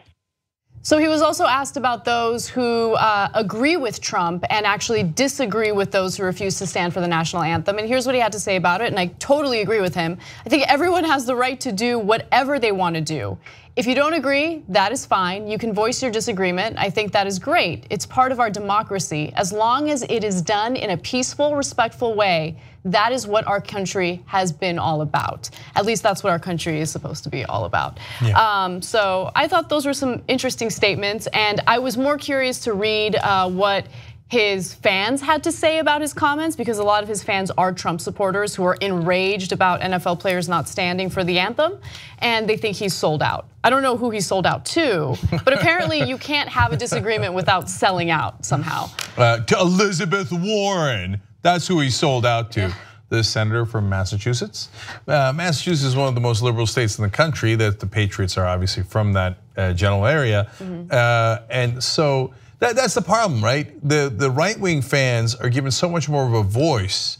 So people are like, oh, the fans don't want Kaepernick. Wait a minute, a lot of the fans do want Kaepernick, but they never get anywhere near the coverage. Right. There's Kaepernick's jerseys were selling like crazy, et cetera, but that didn't get. If you're a right winger, though, you have more privileged voice, and so I'm sure that an overwhelming percentage of Massachusetts agrees with Tom Brady's latest statement, which, by the way, was not that bold. It's not like he was saying, oh yeah, Kaepernick is right. It's not like he was saying, yes, there is police brutality. He said, you could even argue that it was milquetoast. I have a lot of friends from all over the country because I played sports with them. In other words, I have black friends and white friends and Latino friends, right? His strongest statement was, I certainly disagree with what he said. That was his strongest statement, and of course an argument can be made that that was milquetoast, that wasn't a strong statement. But coming from someone who supported Trump and had a MAGA hat in his locker, I think it's important for him to speak out, because right now I feel like there is this need to support your candidate regardless of what he or she does, and that's crazy. It's okay to criticize someone that you supported, a politician that you like. You are supposed to hold them accountable. And look, regardless of where you stand on the national anthem debate, you have to at least acknowledge that it's unacceptable for a president to refer to individuals who are practicing their First Amendment rights sons of bitches. That is insane. Now, look, I don't mind the vulgar language. It is a weird thing for the president to do it. And to me, the much worse part, and I think what begins to trigger First Amendment, actual First Amendment issues, is when the leader of the government says that somebody should be fired for what they said. Yes. And so when Brady says, I definitely disagree with what he said, it's not that bold a statement either, because he's saying, should his fellow players, some of his fellow players, be fired and be called sons of bitches for what they're doing? It'd be a little crazy for him to go in the other direction and go, oh, Trump is right. You know, I think a bunch of players in the NFL should be fired for speaking their mind. That would be an unbelievable statement. So like, Trump put himself in a position where he couldn't win. He turned everyone against him, because saying that their teammates should be fired means that all the players have to support Kaepernick. Whereas before, not a lot of them were supporting him, right? And he turned the coaches against him, he turned the general managers against him, and then he even turned the owners against him, because then he started saying people shouldn't go to the games, and the owners are like, whoa, that's not cool. So now they all disagree with his statements because he's too stupid to make a rational argument even for his own side. So look, and for the people who think that Brady was milquetoast there, that's the issue I brought up. I hear you, but he also has a right to be milquetoast. Like, yeah, I'll take it. He's not, look, it would be one thing if he was this politically outspoken athlete and then this situation occurs and he has a very mild statement, mediocre statement. But he doesn't, look, I don't know too much about Tom Brady, to be fair, but he doesn't strike me as someone who engages in political discussions on a regular basis. No, having that hat was the most political thing he'd ever done. Right. So, and look, and if you're LeBron James and Tamir Rice gets shot in Cleveland, and then the cops double down about it, that's a moment where I was hoping that LeBron James would do something more political and stand up for justice. Now, as it turns out, belatedly, in my opinion, LeBron has done a lot more now, and he's also now supporting Steph Curry and the Warriors, et cetera, against Trump. And he's done a wonderful job recently. So he's become a little bit more political. But you're right, Brady has never been that guy. And so for him to come out and say Trump was definitely wrong, for a lot of folks, that's a big deal. So, hey, don't look a gift horse in the mouth. So God bless, wonderful. I'm glad to see him sharing his opinion, an opinion that is hard to disagree with. Right. And lastly, I like that little reference that Anna made. It's very sly, how he tucked away the hat, like the tuck rule, right, Anna? Yeah, totally. See, I know stuff. I don't know what the tuck rule is. That was a total accident. Of course. What's the tuck? Don't even tell me. I don't care. Don't. Yeah, it's a long story. Does it have to do with the jock strap? Is that the tuck rule? No, it doesn't. Okay. No, it doesn't. Just ask any Raiders fan what the tuck rule is. Okay. All right, one more NFL related story for you that I think is worth sharing. Miami Dolphins safety Michael Thomas was asked about Donald Trump's statements in regard to those who refused to stand for the national anthem. And he got incredibly emotional as he talked about his family. Take a look. I'm gonna tell you my first thoughts, but it just amazes me with everything else that's going on in this world, especially involving the U.S. That's what you're concerned about, my man. You're the leader of the free world. This what you talking about. So it as a man, as a father, as an African American man, as somebody in the NFL, as one of those sons of bitches, you know, like, yeah, I took it personally, but at the same time, like I said in my Twitter post, it's bigger than me, man. You know what I'm saying? Like, it's bigger than me. I got a daughter. She's gonna have to live in this world. You know what I'm saying? And I'm gonna do whatever I gotta do to make sure, you know, she can look at my dad, look at her dad, and be like, "Hey, you did something. You tried to make a change." You feel me? That's right. Yeah. Any football questions? You're good. Wow. Yeah. So Michael Thomas was one of the guys who originally took a knee. He took a knee last year along with Kaepernick. So he's one of the leaders of this movement. And so that's why when Trump said those sons of bitches who wouldn't stand for a flag, in a sense, he was talking directly about Michael Thomas. I'm sure he doesn't know Michael Thomas. He probably heard about Kaepernick, but not about Thomas. But and it's a weird thing, the media. Like, you know, they get obsessed with Kaepernick, and I get it. And we've talked a lot about Kaepernick, but then other people take a knee and they're like, okay, whatever. That's just this secondary story. So we're not going to talk about Michael Thomas or Bennett or all these other guys who did it. Anyway, so that's why they were asking him, because if Trump was talking about anybody that's in the league, he was talking about this guy. And he had, what he referred to earlier there was when he wrote on social media, this is bigger than us. Meaning, say that the idea of justice when it comes to police brutality and police violence against unarmed black men is an issue bigger than a football player. He's just trying to put a spotlight on it. And of course, because of Trump's overreaction, now this is spread like wildfire. We had the first baseball player take a knee just yesterday, I believe, last night. And now some of his white teammates said they're gonna take a knee, or at least one of them said they're gonna take a knee with him tonight. That's awesome. And it's spread to the owners, it's spread to everybody now. And God bless Michael Thomas for being one of the leaders in that.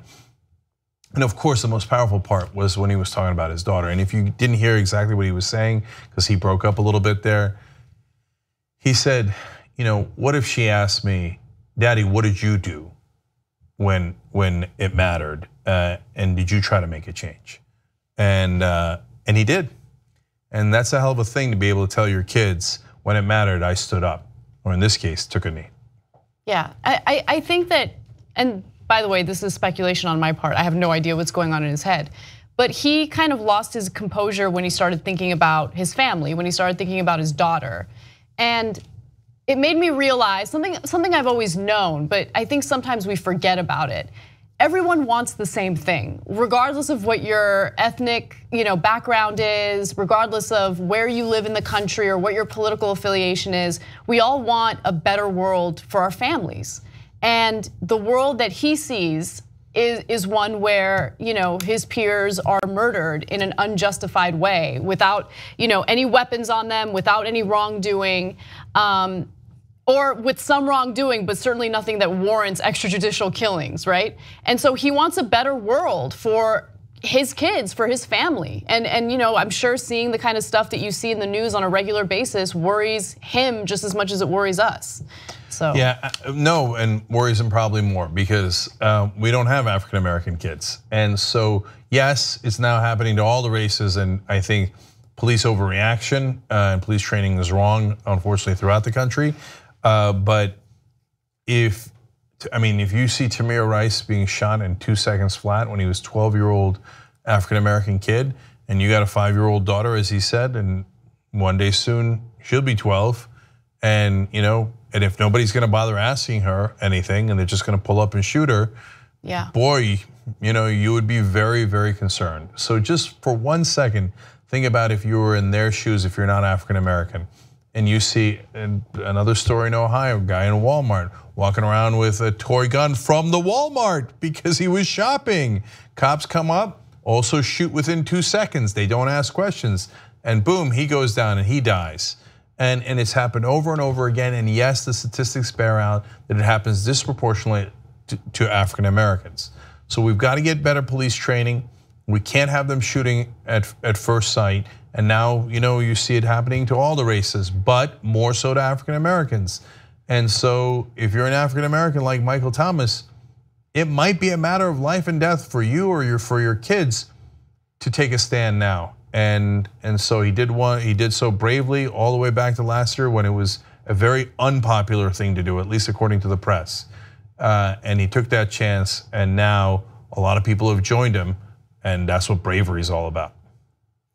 All right, let's take a quick break. When we come back, an update on Free Speech Week at Berkeley. Ended up being pretty awesome. We have some video footage for you, and then other stuff that you will enjoy, so come back. Oh, you're gonna love the Fail Speech Week story. Okay, we'll come right back, we'll tell you all about it. All right, back on a young Turks, the W Do writes in, as a Patriots fan, I'm proud that Brady stood with his team, but still won't watch until Kaepernick is on a team. Wow, all right, well, bless your heart. I know Sean King, who's one of our contributors, has been doing that, trying to boycott the NFL until Kaepernick's back. That's too strong, man. So bless his heart. I have to confess that I haven't been part of that. I wish I were a vegan. I wish I had the power to withstand the NFL, but not so far. Anyway, Ruth Iverson says, how is kneeling disrespectful? So when you kneel before God, are you saying F you to God? It makes no sense. So of course, there's a lot of ways to interpret that. Okay, and our members of the day are Merrill Klein and Gary Jones. Guys, all the members get the show whenever they want. They're the only ones who can get that, commercial free. You get other network shows as well. You get shows just for the members, including the post-game shows that we do every day. So today in the post-game show, Anna is going to tell us an amazing story about an American hero who unfortunately was not treated as an American hero. He literally saved the life of a US president, and his heroism was essentially minimized because of his sexual orientation. So amazing story. We'll tell you about it there. Of course, to join and become a member, tytnetwork.com/join. Okay. All right. Conservative agitators were planning on something known as Free Speech Week at Berkeley. Now, the whole point of this was, of course, to get a little bit of attention and to rile students up who are not in favor of their brand of conservatism. And so Milo Yiannopoulos, who got fired from Breitbart because of his comments in favor of pedophilia, was basically the person behind this, organizing it. And the student organization that wanted to host these conservative speakers did not meet the deadlines necessary to provide security and the infrastructure necessary to host the event. So as a result, they ended up canceling the event because they couldn't have it indoors. They could only host it outdoors. Now, the event was canceled after Free Speech Week's organizers couldn't meet Berkeley's deadlines for renting indoor venues on campus. So Yiannopoulos has said that the university tried to sabotage Free Speech Week plans by making it difficult for organizers to make logistical arrangements. Now, Milo decided to still show up at Berkeley and do a brief speech outside on the campus, and it didn't go well. There was only a handful of people, and there were more counter-protesters, although the counter-protesters were incredibly peaceful. There were no issues here. One person did get arrested for having a weapon, but there were no physical issues or altercations or anything like that. Now, Dan from the internet, Dan Evans, who is someone who works here at TYT, interns here every once in a while, shared a video because he is a student at Berkeley and he decided to film everything to ensure that the story didn't get twisted in the media. Well, there was one student wearing a MAGA hat who was apparently trying to anger the counter-protesters. He was yelling at them, attacking them, not physically, thankfully. And when Dan went up to him to ask him some questions, this is what happened. Do you believe anything you talk about? What? Do you believe anything you talk about? Yeah, I do. Really? Yes. Then why are you just provoking people? Tell them what you actually believe. Talk about your stances. No, you're just saying, there's my way. You're just dancing. Do you think that somebody... Immigrants are welcome here. Well, they won't let me talk. Say it loud. Say it clear. She won't let me talk. Immigrants are welcome here. Let him talk for just a moment. Well, then I'm trying to have a debate. Okay, then talk to me then. Okay, well, I mean, like, first of all, like, I think if you come here legally, wait, you're young Turks? Fuck that. Oh, really? You want to talk to me because you don't like my organization? You want to talk to me? Coward! Coward! Coward! Coward! Coward! Coward! Coward! Coward! Coward! Coward! There's so much to love about that video. First off, you are there for Free Speech Week. You're getting an opportunity to speak your mind. Why aren't you speaking your mind? What's the problem? No, that was so wonderfully ironic. She won't let me speak. All right, go ahead and speak. Okay, great. Oh, you're with the Young Turks. Ah! Anyway, hey, listen, I don't know if you know this, a lot more people just saw you than the 3 people you were trying to talk to at that rally. Yeah. And so you would have had an opportunity right there to speak your mind and tell us all your brilliant right-wing ideas. And instead you ran and ran and ran. Right, and Dan even asked one of the counter protesters to stop chanting so we could hear him out, so we can actually hear his argument. I mean, he doesn't have an argument. He started with, I just think if you're in the country illegally, he couldn't finish his thought. And so you think he didn't see the TYT, logo on Dan's clothing before he started talking? Of course he saw it. But once he realized he couldn't finish his thought, he's like, oh, you're with the Young Turks, F you, and he walked away. Just try to formulate your opinion before you get involved in this type of activism. But this reminds me of a piece from Slate that we talked about on last week's show, where a reporter went up and asked all these people who were like, "The freedom of speech, I just want freedom of speech." Okay, first of all, do they want freedom of speech for Kaepernick? No, he should be fired. Anyway, but put that aside for a second. I just want freedom of speech, and then so the reporter asked, "Okay, great, then speak to me. What is it that you would like?" And they're like, "I don't want to talk to a reporter." You know why? It's not that you're worried about freedom of speech. You know that your opinions are unpopular. You know that you're going to say things that are going to get you in trouble. Why are they going to get you in trouble? Because there's thought police? No, because you're going to say loathsome things and people are going to go, wow, you really believe that? That's a pretty terrible thing to say about other people. If you didn't think it was terrible and you thought it was wonderful, why wouldn't you share it with a camera? Right, exactly. And look, I think the way this whole Free Speech Week went down was perfect, because think about it, Milo still appeared, okay? His fans knew about it, they could have went over there to see him, and only about a dozen people showed up. Oh, so sad. And so here's what would have made it 100 times worse. First of all, Milo's like, oh, it was a great success. Yeah, I'm sure it was, right? 12 people came to see you, it was a great success. But it would have made matters worse, and he would have gotten what he wanted if people met him with violence, right? If people got up in arms, like protesting is fine, and I'm glad that the protesters kept it peaceful. The chants are fine, it's all good, right? But once you start throwing Molotov cocktails and damaging property and doing things like that, you are playing right into what they want. That is the exact response that they want. I mean, this was embarrassing for Milo. What did we tell you from day one? Just let them speak and a dozen dudes will show up. That's exactly what almost happened here. I would, look, of course you do any protest you like, and God bless your heart, we love protests, but for them, they want the protests. He's an insignificant figure that no one in America, even the most loathsome right-wingers, won't hire. So just let him go out there with his 12 buddies, and the next time it'll be 7, and the next time it'll be 3, and it'll be wonderfully embarrassing. Don't worry, we'll send Dan from the internet, we'll record it, you'll get to laugh at him afterwards. And then finally, look, these guys are monumental liars, and even the other parts of the right wing are beginning to call out Nemo here. So right-wing blogger Lucian Wintrich for the Gateway Pundit, very right-wing website, said to UC Berkeley spokesman Dan Mogulof, according to the Bay Area News Group, quote, "It was known that they didn't intend to actually go through with it last week and completely decided on Wednesday." So they knew they were not actually going to do it, but they wanted to play the victim. And so then Mogulof says, wait, whoa, hold on a second. What exactly are you saying? Were you told by Milo Incorporated, was it a setup from the get-go?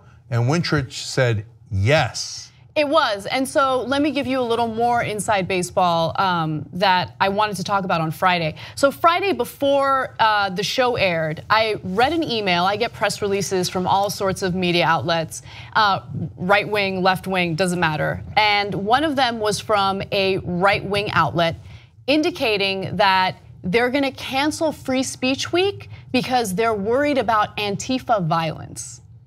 Okay, so they were already, drawing this narrative about, oh, these violent lefties, and they're so offended by our speech that they're gonna meet us with violence. But that wasn't what was going on at all. As you just mentioned, they weren't planning on going through with it anyway. And even if they had planned on going through with it, Berkeley couldn't host them in the specific way that they wanted because they didn't meet the deadlines necessary to ensure that there was enough security and a police presence to ensure that everyone was safe.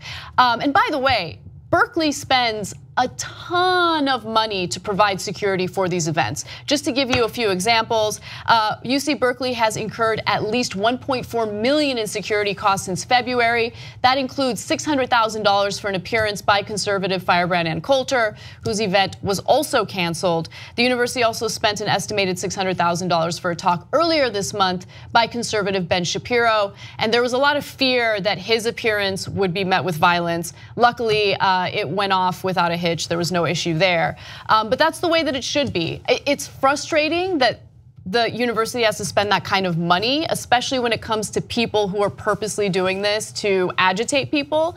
But again, just don't meet them with violence. Don't deal with it. Just let them fail as badly as Milo did this past weekend. And so, by the way, if you're a university out there, don't worry. I'll take half of that, just $300,000, and you won't have any security issues. And just bring the Young Turks, and you know what'll happen? It'll actually be popular rather than unpopular. Yeah. Oh, it will. No, it will be popular. No, I was just thinking, by the way, just to be clear, the $600,000 is not, it's for security, it's not for speaking fees. But who knows what they were offered in terms of speaking fees? No, I know. Ben gets $20,000 a speech. Oh, really? Yeah, so that was reported when he was going to Berkeley earlier. Did he get $20,000 for the Berkeley speech? That's what I don't know about this particular one, but I read for an earlier Berkeley speech he was planning, they were giving him $20,000. Wow.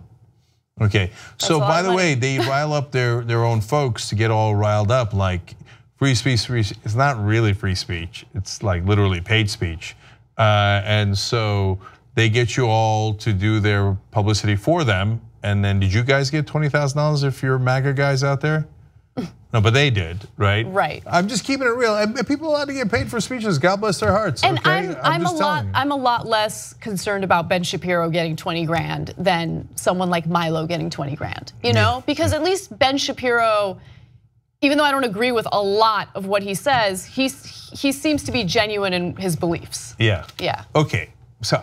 Yeah, anyways, I'll leave it at that. All right, look, we got more for the online audience. We got a couple more stories for you guys, including what's going on in Puerto Rico. So we'll share that with you when we return on tytnetwork.com. And if you want to get the whole show, of course, you can always become a member, tytnetwork.com/join. So we'll see you in a second. All right, back on the Young Turks. Mrs. Data writes in, I just realized he ran away to a safe space, not place, but it's still funny, LOL. Yeah, and Berkeley might have safe spaces, so maybe that's where he was going. And he got triggered by his shirt. Yeah. Chris writes in, hey, by Trump standards, that was a great crowd, tremendous. CNN just wouldn't turn their cameras enough, fake news. That's hilarious, guys. Okay. All right, Anna, you got two more stories for us. Yes, all right. The situation in Puerto Rico following Hurricane Maria is dire, to say the least. Things have gotten so bad that people are looting and the streets have become extremely unsafe. And as a result, authorities and politicians in Puerto Rico have now started, I just blanked, what is it called? When people have to go home at a certain time. Curfew, thank you, sorry about that. All right, As a result, authorities in Puerto Rico have started a curfew, and anyone who breaks that curfew will face jail time. Now, there's no electricity, there's no light, and so after dark, that's when the looters come out, that's when people commit crimes.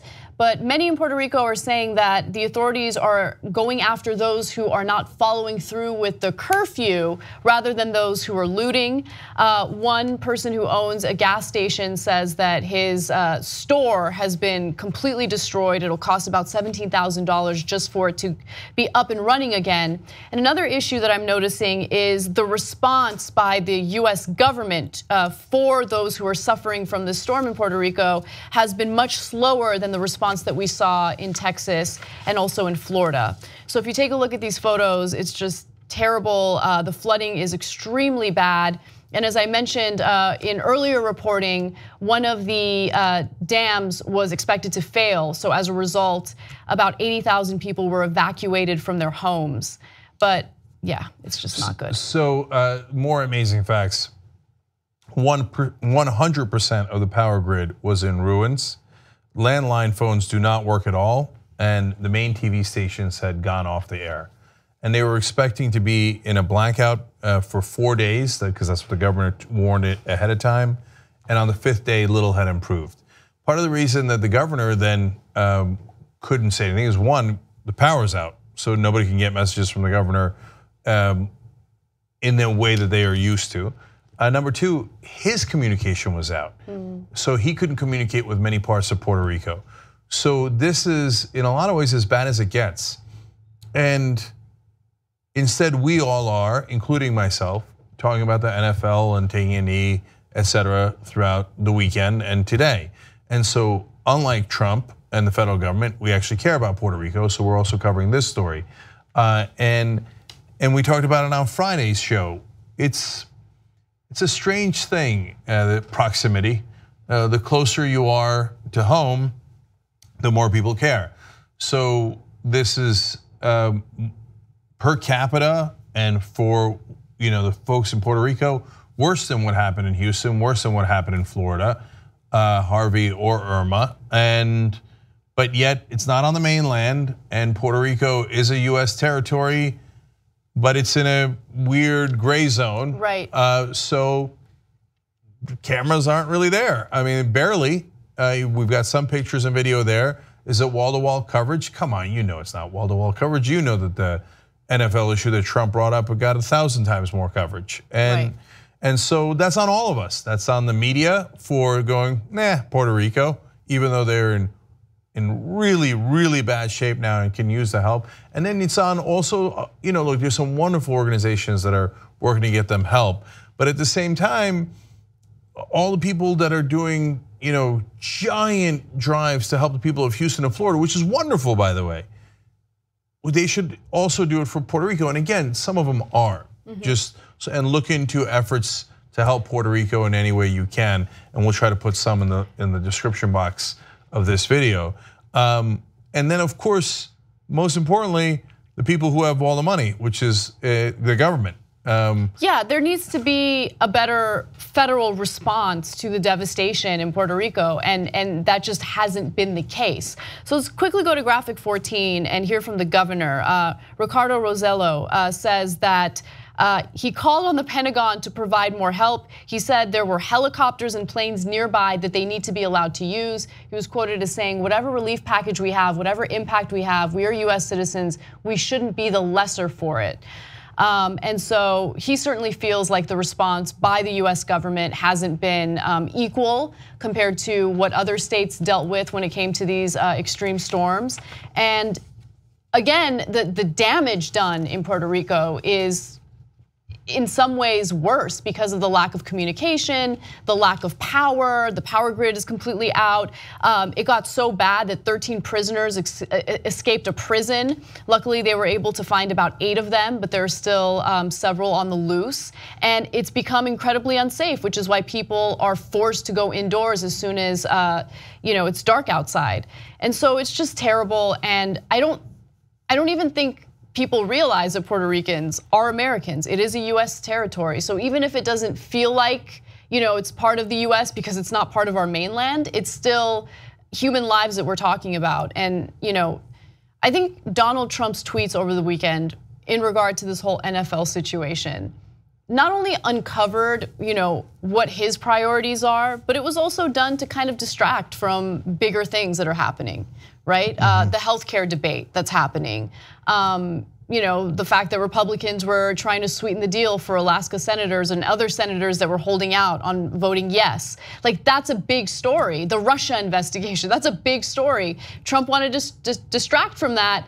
And it's all about selfish reasons. It's all about selfish, egotistical Donald Trump, as opposed to being a leader and looking out for people who are really suffering right now. Well, look, I just don't think he cares about them. That's the other part of it. Of course he doesn't. I don't think that he's sophisticated enough to think, look, I'll do a distraction here because I don't want people to focus on climate change. It's obviously real. It's making these storms so much more severe. Look at what's happened with Irma, Harvey, and Maria, let alone Jose and the others. No, he just thinks, hey, I'll go to Alabama and rile up a crowd against Kaepernick. Gee, I wonder why. And it's like, I don't think he consciously thinks it's just Puerto Ricans, I don't really care about them. I just think that he shows it in what he does. He might consciously think that. Yeah, no, my point is that either way, he doesn't care about you. And he's not, the cavalry is not on its way. And he's not focused on it. He doesn't put out a statement. It's like what we saw when a mosque is attacked. Doesn't care, doesn't put out a statement. If it's a Muslim doing the attack, it's a national emergency, tweet after tweet. He does it immediately. He doesn't wait.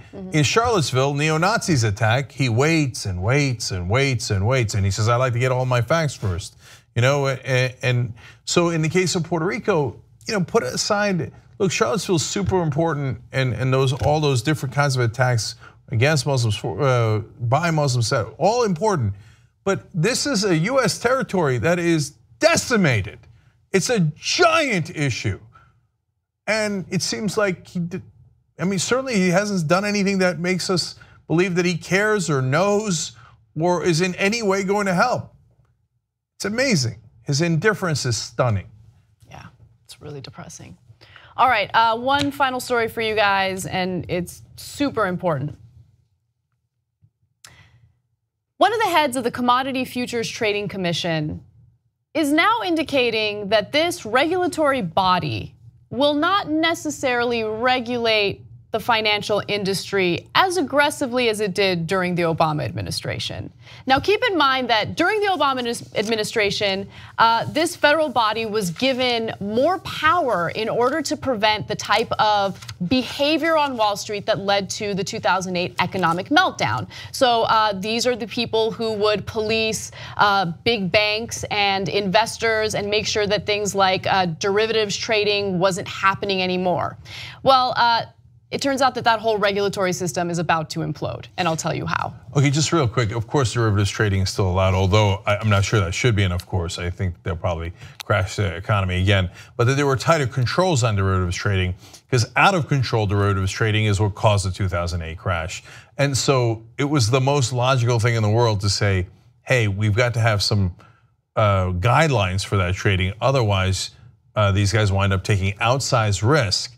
Because as usual, they have privatized the gains, but when those derivatives explode because they're very, very risky, well, what did they do? They socialized the losses. They made the taxpayers pay for their losses. With the bailouts, exactly. With the bailouts, and so if you're not in favor of regulating that, then I think you misunderstand the word and the concept. Because if you say, oh no, it's a great thing for them to take all the gains and put it in their pockets, and if they blow it, then I should pay their bills. That's insane. That is insane. And I think regardless of where you fall on the political spectrum, both those on the left and right were pretty infuriated with the bailouts. That's right. Now, let's go to James McDonald. James McDonald is the director of enforcement for the Commodity Futures Trading Commission. Again, this regulatory body.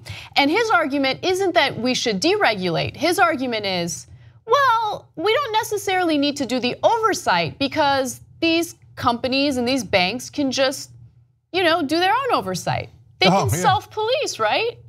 Here's what he said. It will increasingly look, now this is according to the New York Times, it will increasingly look to banks and other financial institutions to come clean on their own about misconduct and problems in the market. So here's an actual quote from James McDonald, and this is based on a draft speech that the New York Times got their hands on. We start with the shared understanding that the vast majority of businesses want to comply with the law. No, they don't. No, they don't. The vast majority of businesses want to make sure that their bottom line is taken care of. And in this case, that is exactly what they'll do.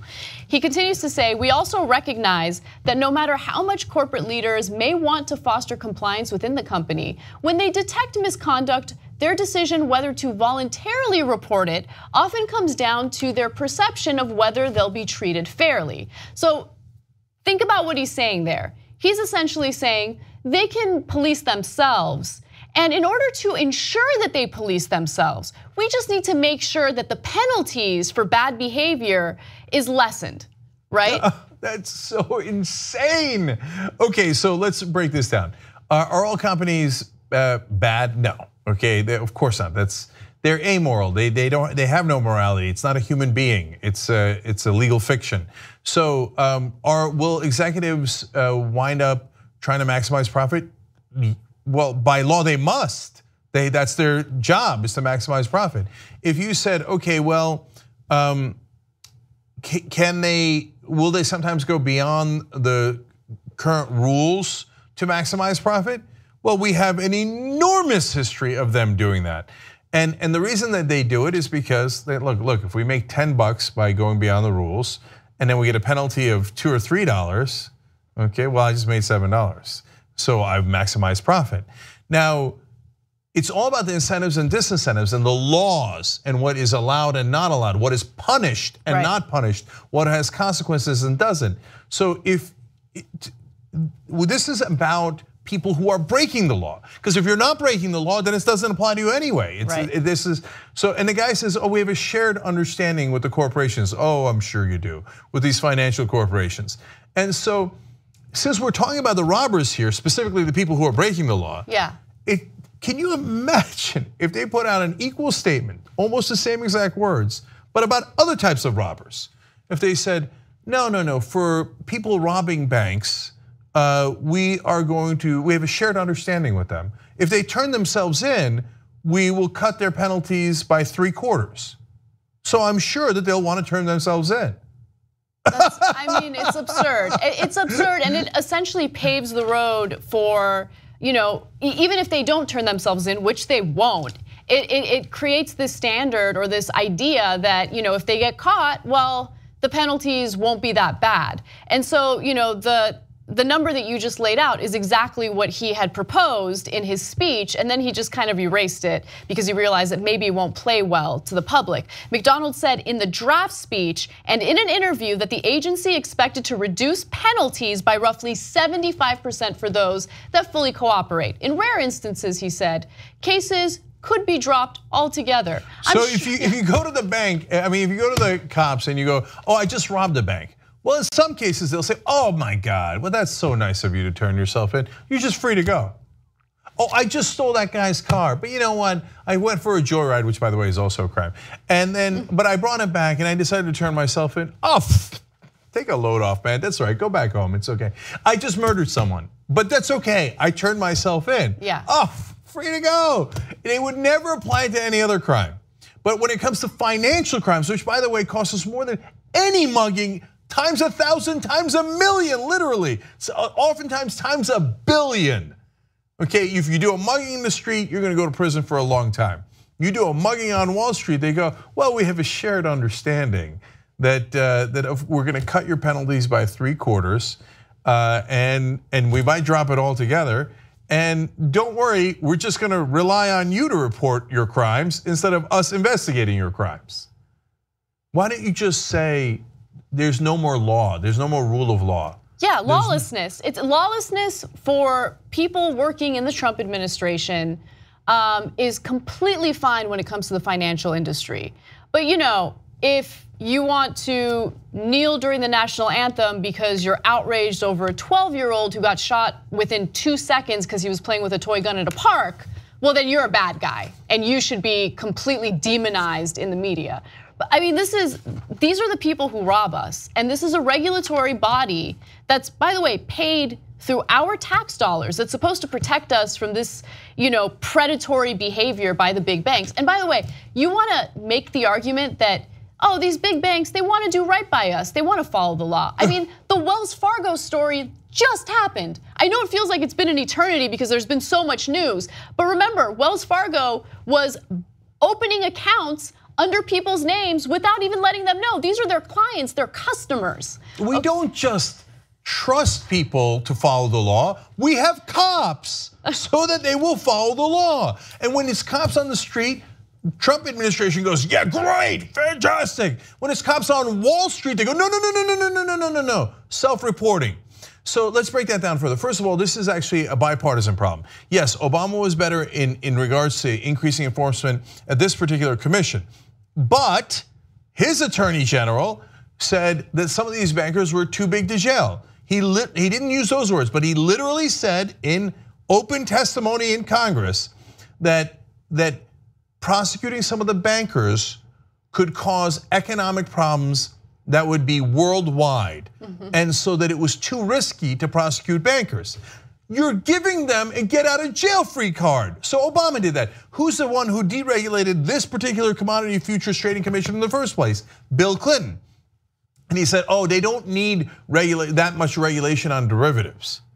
No one has ever been more wrong. It turns out, no, they needed a lot of regulation on derivatives. And since you took away the regulations, they went nuts, took too much risk. Because guys, if you're at a casino and somebody says, here is someone else's $100, you take as much risk as you like and you'll get to keep all the winnings. You won't do a 1-to-1 bet, you'll probably do a 1-to-100 bet, because even if you only have 1% chance of winning, you could win so much money, and if you lose it, it's not your money. Yeah. You have no downside, the taxpayers are gonna bail you out. And they knew this, and so Clinton was wrong, Obama was wrong. Now Trump has, of course, put it on steroids. Just to give you some numbers, because he has put it on steroids. Deregulation is something that he's been promising Wall Street. So monetary penalties imposed by 3 main entities that police Wall Street: the Commodity Futures Trading Commission, the Securities and Exchange Commission, and the Financial Industry Regulatory Authority, were down sharply in the first half of 2017 compared with similar stretches in previous years. The cops are off of Wall Street. There's no rule of law. And you know what you're gonna have? You're gonna have chaos, anarchy, wild risk taking, because it makes sense. It's logical to take wild risk taking if it's not your money, and you're going to make more money the more risk you take. So they just are letting them run roughshod, and it is going to have disastrous consequences, I guarantee it. More, they say, well, part of the problem as to why we can't do enforcement here is because they are chronically and acutely under-resourced. That's a quote. Well, then why don't we fix that? Could you imagine? Oh, we're not going to catch murderers and rapists anymore. Why not? Because the cops are chronically and acutely under-resourced. So maybe we should give them more resources. No, let's give them less resources. Right. And let the murder and rape happen because, well, there's nothing we can do. No, there's something you can do. You're just choosing not to do it. By the way, the person who said that was employed under the Obama administration. And so you're right, it is a bipartisan issue. It's just that with Republicans, this issue is on steroids.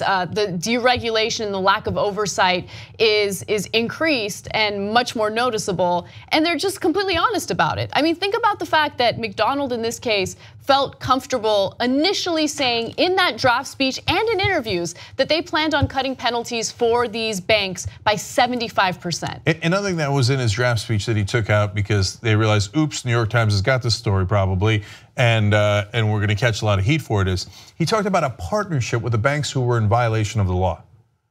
Could you imagine? Well, the cops have done a partnership with the bank robbers.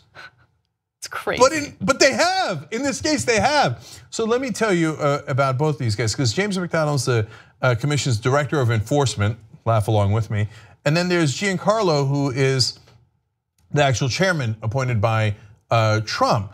And he is what they called, the New York Times called a free market devotee, who is respected on both sides of the political aisle. Of course he is, because both sides of the political aisle get paid off by Wall Street in the form of campaign donations and independent expenditures. So he's very well respected. What does free market devotee mean? It could mean something positive if they actually stuck with the meaning. Now it means no laws, no rules, do whatever you want. We're going libertarian, we're going Somalia. There's no rules anymore, there's no government. Just do whatever the hell you want. And both sides are like, great idea. And Trump is like, no enforcement. No, whatever little that Obama was doing, we're gonna cut that, as Anna read to you earlier. So let's talk about whether James McDonald is fundamentally dishonest or an incredibly stupid person. Okay, let's keep it real here. Because as I'll explain to you here, that I believe those are your only two choices here. Because he says, look, companies from time to time can make mistakes. This is another quote from him, or have a few bad actors. You really misunderstand corporations that much? Again, they're not evil. Okay, that's preposterous. They're not humans. But they are built to make money. So when you think or you misunderstand and think, oh golly gee, every time they break the law and wind up making a lot more money, that was just an honest mistake, or it was just a few bad actors, not actual incentives and disincentives of the system, you are either a grade A moron, and maybe they put you in that position because it's a country of 330 million people, and they're like, can we find someone stupid enough to actually believe that? They're like, hey look, there's James McDonald, and there's Giancarlo. Let's put them in a position, oh golly gee, nobody wants to make money in corporations, but just a few bad people would like to make more money, and we let them by having no laws or rules. Oh golly gee, okay? Or, you know you're not that stupid. You know they're gonna break the law, and you know you're not gonna enforce it, and that you were hired by the Trump administration to make sure that you're not the director of enforcement, you're the director of non-enforcement. And you know what you're gonna do, James McDonald? I pretty much guarantee it. After the Trump administration, you're gonna go work as a lawyer for one of those banks. And you're gonna make a ton of money. And then you're gonna say, golly gee, how did that happen? I wound up making millions of dollars from the companies who I chose not to enforce the penalties against. What another lucky break for the people in charge, for the people in the establishment, for the people in the elite. I thought Trump said he was gonna drain the swamp. No. This is the swamp, and it just got a lot muddier, murkier, dirtier. And now there are no cops left on Wall Street. God help us all. Okay, we are out of time, folks, way out of time. Thank you, Anna Kasparian, for picking that story, super important. And we'll take a quick break here for all the members. Come back, because Anna has another amazing story about an American hero who's unfortunately whose life was ruined by another American hero. That story has a lot of twists and turns. Yes. So that's at the post game, tytnetwork.com/join to become a member. All right, bye-bye. It's pop drinker time. Yeah. Oh yeah. Woo. Oh, it is. Yeah, bring your hose together. Great. See, looks good. I had a hat on. My knee, it's still there. We'll throw it over there. Love it, Brett. Look how sexy you look, Brett. Did it clear frame? What's this? That's like a little swooper. Those are your edges. Brett's got edges. I got edged. I got lined up before I came out here. Darren, Jason. Hi. We're here. We're here. This is hour 2 because we just spoke for an hour about our high school experience. Yeah. Thanks for joining us now. So, Jay-Z and Kanye may now be ending their feud. Ugh. And it's about damn time. Why are they in a feud? Well, there's a lot of theories out there. A couple of them have to do with money. The other has to do with how their relationship is going just on a person-to-person level. The money one is allegedly there's a dispute over $3.5 million that Jay-Z is not giving to Kanye because Kanye said, I brought in 1.5 million subscribers to Tidal when I released Pablo, and Jay-Z apparently has not given him that. They may be settling this monetarily, and that might lead to easing of tensions. Also, after the robbery of Kim Kardashian, one of the theories is that people pointed to the fact that Kanye went on stage at one of his concerts and said, "Don't call me after the robbery and say how you feeling. You want to know how I'm feeling? Come by the house. Bring the kids by the house like we brothers." And then another thing might be revolving around how the reason that Kanye wasn't on Drake's Pop Style was I wasn't on the song because of Hova. Y'all didn't get what you were supposed to get on this song because of some title Apple bullshit. Thoughts, 5 words or less. Jay Yeezy, Friends Forever. The Hills, Hip Hop Edition. That shit crack. That shit crack. Oh, that shit crack. Yeah, so, okay. Bring it. Bring it. I live for Jay-Z and Kanye. I think they're like Kanye's first 3 albums, slamming. So I want this beef to end. Also, Kanye came for Beyonce and the kids on stage as well. And Jay-Z, last August, went on the record and said, quote, "You know it's a problem because me and him, we have always talked about our issues and resolved our issues. And he knows he crossed the line. He knows, and he knows because we've never let this much space go on between us and our agreements that we've had in the past. That's who we are." So I think the title beef was just part of it. And also, the reason why Jay-Z wasn't paying Kanye allegedly is because Kanye didn't fulfill his contractual obligation when he became affiliated with Tidal. So that's why he's holding back on the money. That's why there's some legal problems. But I want them to clear this beef up. We need more music from them. The Watch the Throne album, slamming. I mean, they're one of they're like Dionne Warwick and Burt Bacharach. They make great music together.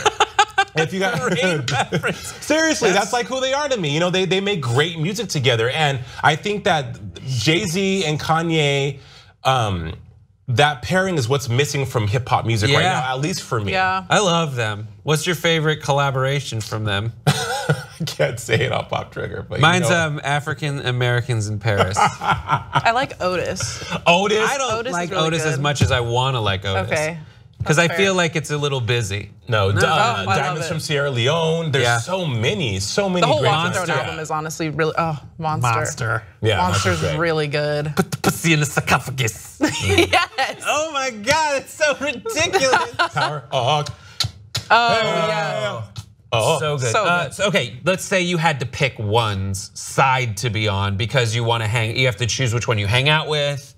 From a hang out with perspective, they're in the feud. Yeah. Whose side do you pick? Oh, go ahead. I gotta pick Jay-Z. I don't know. I feel like Kanye has been going through a lot the past like 5, 6, maybe even decade. I don't even know. But I feel like he's going through a lot that like not even all of it has to do with this feud. Yeah. And I mean, in that case, I guess now that I think about it, maybe he does need a friend on his side to be like, you know, just to be there for him. But I feel like Jay-Z's been a little more steady. So I'm gonna go with Jay-Z just for the crazy factor. Yeah, Darren, I'm on board with that too. I think that Jay-Z, the way Jay-Z responded like in that quote is that he's saying that Kanye in Sacramento, that concert really just went off the deep end. Then he was hospitalized for his mental health issues, which I'm glad he got the help he needed because that's hard to go through. I mean, he's probably been through a lot, and he's for sure been through a lot. But Jay-Z handled it more responsibly. Jay-Z didn't pop off. Jay-Z's like, listen, we've been friends. You know, we've worked things out in the past. I don't know why he's acting this way. It's almost as if Kanye is Jay-Z's little brother, and he's like, dude, what's going on? Like, you need to. That's how my bigger brother would have handled me. Right. Yeah. Like, you know, have a seat. Let's talk about this. You're out in the streets running your mouth. Like, what's going on, bud? Let's figure this out. Right. Kanye just seems like such a high maintenance friend to have. He does. All these things. It's like, dude, it's not like I didn't call you after the thing happened. Yeah. Like I wanted to patch fences, but I feel like the right answer to whose side do you take is Jay-Z. I think my answer is Kanye because I just want I want a bumpier ride. You know, you're down for that. Yeah, and I feel like when it comes to if $3.5 million is like the rift between them, I think Jay-Z would have cut a check by now. Right, that's exactly. That's the other thing. I'm like 3.5 million. That's like chump change to him. And also, really, and who needs it more? I think Kanye needs the money more. We've seen like those weird bankruptcy talk and rumors. Well, these rumors are always reported from like websites like TMZ, That Grape Juice, Gossip. So I'm sure that the alleged feud, I think it's on a personal level, as we said, that it's more about someone's feelings were hurt. Yeah, somewhere along the line. Someone needs a hug. Someone needs a hug. I think it's Kanye. Kanye needs a big hug. Are tougher. They're worse than girl feud. It's weird. They're either like immediately so much easier, or they go on way longer than they need to at all, because guys either are like, That's fucked up. You're right, that's fucked up. Hit me. It's over. Right. Like something like that. Or like the girls are like, why don't you guys ever share your feelings with each other? Yeah. That might help a little bit. I don't know. My wife was, when she worked at Katsuya, Jay-Z came in and he had like his whole entourage, and the way she describes, like, he just kind of floated through the room as this amazing presence. Oh my gosh. He just had an died. easy way about him that just made you want to be part of it. And she said, your table's ready, Mr. Z. And he turned around and laughed. I think when you have feuds like this though too, that's amazing. I'm sure Jay-Z is like Oprah, like that omnipotent godlike presence when he just ascends onto the earth and he's just like, I think what's sad about these feuds though is that the reason why we love these stars and love these artists is because of the music they give us. I always talk about the gift of music that these people give us. I mean, I've been down with Jay-Z since Reasonable Doubt, since '96. I've seen that like every Jay-Z album has just been impeccable. And then when Kanye came onto the scene, it was like, this dude's saying everything we're thinking. Yeah. You know what I mean? Like, who's better? As far as who's better? I know the temptation is to say as far as, but in music, I know the as far as conversation is like as far as, and then you like kind of tell the differences and say each one's so great at their own thing, but I think Kanye's better. Really? Oh gosh, I'm just gonna go me, based on albums that are straight fire, right? Which are literally all of Jay-Z's albums versus the past couple of Kanye's. Yeah. I was like, what is this? What am I listening to? Maybe it's like Kanye can, Jay-Z, as we said, so consistently, like at this level, Kanye will do something and I'll just be like, I quit. Well, like that was ridiculous, like pussy in the sarcophagus. Like, 808s and Heartbreaks when that came out. So you had Graduation, Late Registration, The College Dropout. Those are the first 3 Kanye albums that were magical. They were really. Then you had this like Love Lockdown. You're like, skirt. 808s and Heartbreak, I really loved that whole album. Great. It was different, but it was like, it was amazing. It was a incredible. complete departure from what you have from Kanye. Jay-Z, so late 90s Jay-Z through mid 2000s Jay-Z, it was very Neptunes heavy, very club banger beats heavy. I liked that. Then it's when he did American Gangsta in 2006, it was like, all right, Jay-Z's trying something different, but because we're such fans, we go along for the ride. I think Kanye, for me, I think Jay-Z's production is great, radio-friendly singles. I think you can throw on a Jay-Z album and be like, in the club. You don't really think about it. I run to Jay-Z, but I like rock out in my car to Kanye. Yeah, you know? And also because Kanye has that slick tongue. Like he just says stuff that you're just like, did he just say that about a girl named Quanisha? And I think that it's because of like, I mean, artists, like the tortured artist aspect of it. I think Jay-Z is the person that you definitely want to just like listen to the advice of. Right. But Kanye's the one you just kind of want to be around when something amazingly brilliant happens and feel alive because you're terrified something terrifying is going to happen. It's like you break out Kanye. Kanye is, I liken Kanye to the dragon in Game of Thrones. You're like, oh, you think you're somebody? Wait for it. Handle him. All right, what do you guys think? We're gonna take a little break. And then when we come back, Kirsten Dunst got something she wasn't bargaining for. And then we are going to talk about dorm rooms in the UK and how they're so much different and possibly better than they are in America. Don't go away. Kirsten Dunst unknowingly went full method on the set of her new movie, Woodstock. In it, it's one of those movies that I'm probably never gonna see. She describes it as like a thoughtful, introspective immersion into her mind or whatever. But on the set, she tells Jimmy Kimmel that she was supposed to smoke weed. And normally on set, you have like this fake weed stuff and you smoke it and it looks and kind of smells herbal, but it is not by any means has any LSD or THC in it, definitely no LSD. But after she did one of the takes, she went back to her dressing room and was like, oh my God, I feel so weird. What's the matter? I need to go to the hospital. So she calls someone from the production and they come over and they start going through the fake weed packets, and they found out that one of the locals who was around when they were shooting in Humboldt, apparently, one of the locals was rolling fake blunts and then decided, you know what, I'm just gonna sneak a real blunt in there. Turns out she got stoned beyond all recognition. They sent her home. We're gonna talk about this and other weird over-the-top related stories, but first, thoughts, 5 words or less. Similar thing happened to me. Oh, stop, you loved it. Hi. So wait, a similar thing happened to you? Yeah, so a similar thing happened to me. I mean, I knew that there was weed in it, so I had this like weed Rice Krispie. It was pretty big. It was like that big. And the person who got it for me was like, you should probably have the whole thing. And like, I don't smoke ever really.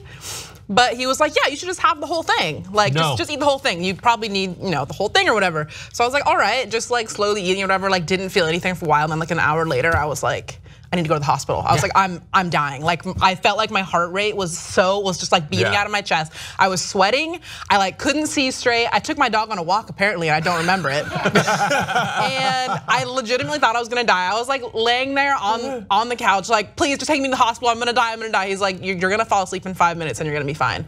And I was obviously, but I actually thought I was going to die and needed medical attention immediately. So intense. It was bad. I wish my experience, well, so sophomore year of high school, I had this friend named Angie. And we were going to the club and she was like, you should smoke this. And I was like this really good kid, so I took a hit. It was laced with something because everything was like feeling good. I laughed. She said drink. I was like, ha ha ha ha, drink. Everything was just so funny. Drink. She's like, I'm gonna get a drink. Drink. It was great though. I loved it. It was because I had never experienced anything like that before, and I didn't feel like my heart was beating, but the room definitely was spinning, and it was definitely an out of body experience. I wish I could relive it today. But yeah, that was the only time I've ever been like slipped something. Dude, I remember in college, the first time I ever did, my roommate's birthday was 420. And so it was the first, I was like, all right, I'll do this. I was in college and everybody was just gone. And the best part about it was that it was also admit weekend. So there were 2 kids from my high school who were staying with me in my room at the time. And in high school, I was like such a straight edge. This was not anything remotely affiliated with anything I would ever do. And just the look on these kids' faces, it's like, what happens to people when they go to college? But my friend has like the best story. He made weed brownies at his house. And they ate them and went to sleep. And he lived just off campus in Palo Alto. That was like where his family lived. And so he went to his mom's house because she had all the ingredients to make brownies. And he thought that he had done it all and gone home and everything afterwards the next morning. And he gets a phone call from his mom and she's at work. Oh no. And she goes, Brian, is there anything you need to tell me about the brownies that you made and left on the kitchen table? Oh and he goes, oh yeah, Mom, those are weed brownies. She's like, I'm not mad, but I'm at work right now and I had some. So he goes and he's like, oh shit, Mom, I am so sorry. He races to go pick his mom up from work, takes her home, and they sit and like listen to records for an hour together. Oh my gosh. And it's like about like 10 o'clock in the morning by then. And she goes, after listening to one of the records, she goes, oh my God, your sister. He has a elementary school age sister, and the mom has put the brownies in the sister's lunch. Shut up. And so now they're racing the clock to get there, and Brian's like going through like the streets of like peaceful Palo Alto, getting to his sister's school and be like, hey, sweetheart, can I see your lunch real quick? You didn't have anything, did you? And luckily she hadn't. Oh my gosh. That would have been crazy. Holy crap. That is probably the best weed story I've ever heard. Like you it's like slow motion grabbing them. God. All right, so we're gonna move on from this onto a different story that is equally entertaining, if not more so. Okay, the mad pooper is on the loose. In Colorado Springs, Colorado, people are took photos of this woman. Let's take a look at her. This woman runs through the neighborhood and according to locals, shits on the ground. A lot. Someone said, I've been here 35 years almost, and I can't recall a case where we have someone making this choice multiple times. And then they put up a sign to the female jogger that continuously uses our walkway as her toilet. And then there's a really long request that essentially translates to don't poop. It says like the authorities have been contacted twice. The person who put it up says she ran by it like 15 times yesterday. and she still pooped. I put a sign on the wall that's like, please, please, I'm begging you, please stop. Oh my gosh. I'm begging this woman, don't you ever stop. At this point, keep pooping. What do you guys think? Thoughts, 5 words or less. Female pooper trader, still at large. But was it runny though? How do you follow that one up? Yeah. This is the shit. Oh my God, but was it runny? What are you, Damn like, it, Jason. Damn it, Jason. No, was it runny? Is it runny? I'm just saying, because like never in my life could I would be, okay, I thought about what would be my emotional and real life response if like I saw this woman who looks to be in shape, just taking a shat. And my, like, what would I tell her? And the first thing I would look at is like, well, did it like, was it explosive? Like, how would I like, is she okay? Yeah, like, is she going through something? But yeah. I mean, I can't even. I get poop anxiety when I'm in the bathroom trying to do a deuce and there's someone there. It's just like, okay, well, I'll wait. Like, you know, you're just like, it's like the airport, you know. Yeah. And then there's also oh, the airport's the worst. Oh my God, the airport is like everyone's been holding it since since they were over Kansas City. There's sounds associated with poop sometimes. Like, oh yeah, it's a mix of like, there's some that are just like, and then, but worse than like the abject runny poop is like. The heavy breathing. Just a guy going like.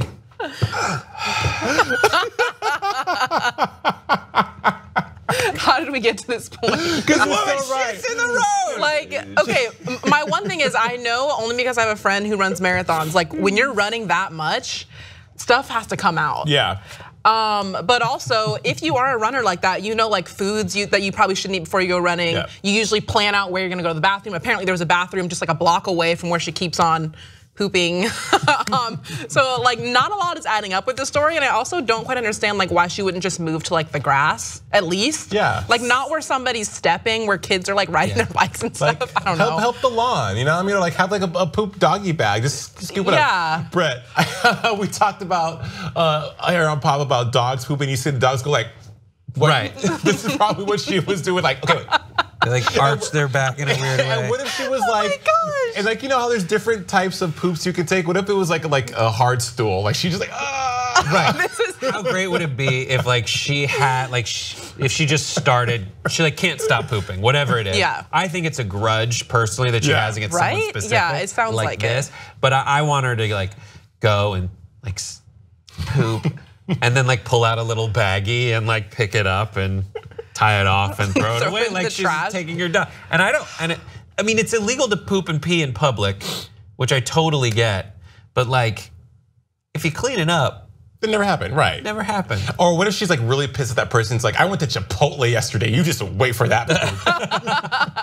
This is gross though, but seriously, I think, I mean, in all seriousness though, she should be apprehended and, you know, taken shown justice, because like, how do you as an adult, we don't know if she has maybe some psychological issues or we don't, I mean, they don't disclose that, you know, in the news story. So, but just think about what that will look like if you walk outside and someone just taking a massive Buick-sized shat on your lawn. I seen it, dude. I was gosh. I was driving down, I think it's like a Hill Street downtown, and it looked like this guy was just gonna walk right into the street, but I see him as I'm approaching in broad daylight, but no, he just has no shirt on, pulls his pants down, squats and poops in the street. Oh no. No.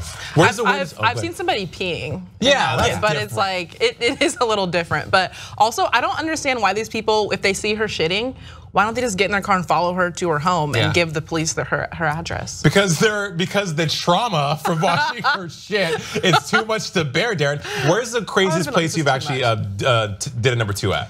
The craziest place I've ever done a number 2 at. I mean, camping.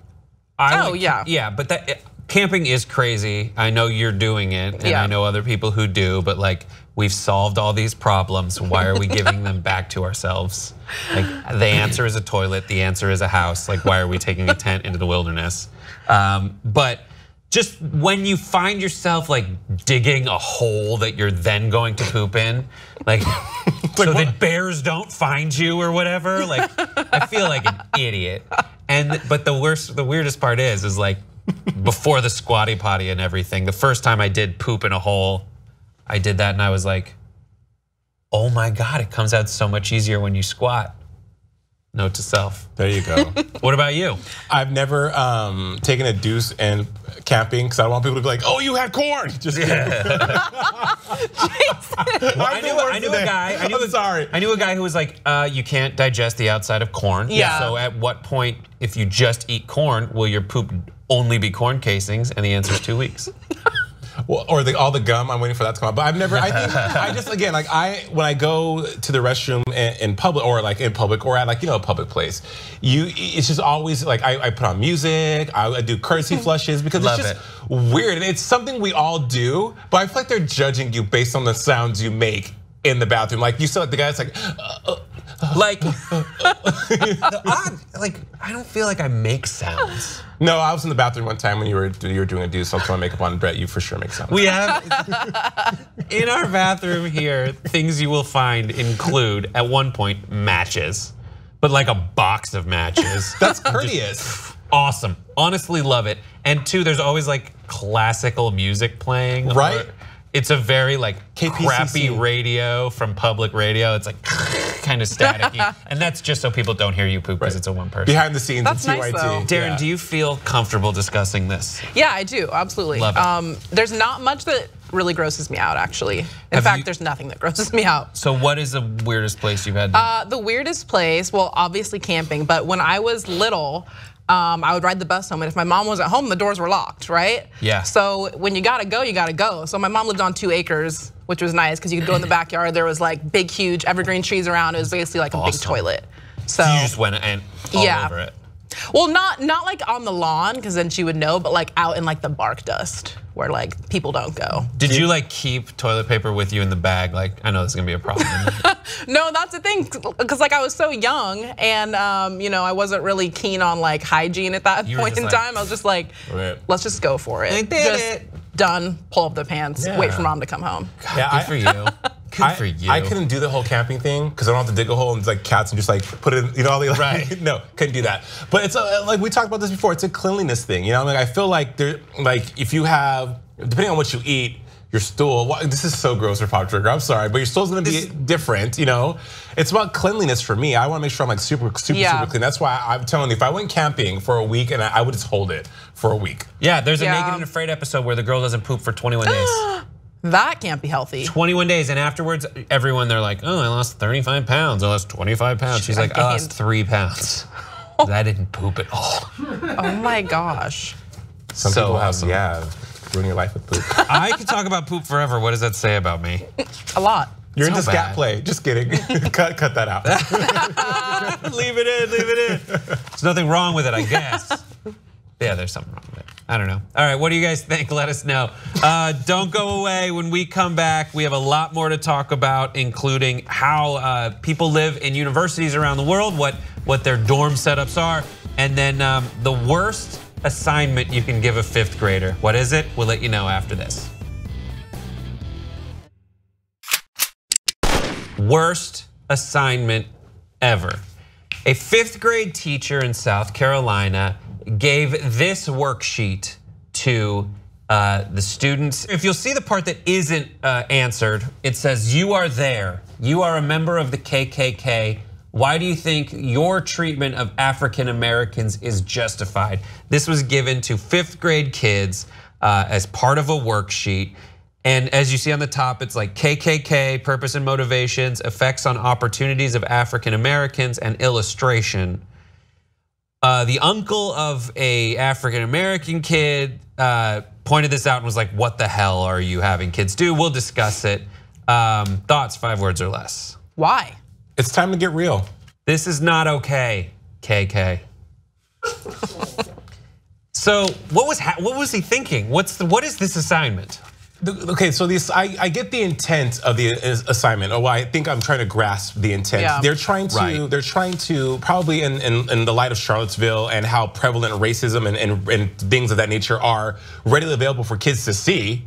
They're probably trying to get kids to to have a progressive thought process when it comes to racism. I know when I was younger, nothing like this would ever happen, but I remember on Martin Luther King Jr.'s birthday in 2001 or 92 in Denver, they had a KKK rally.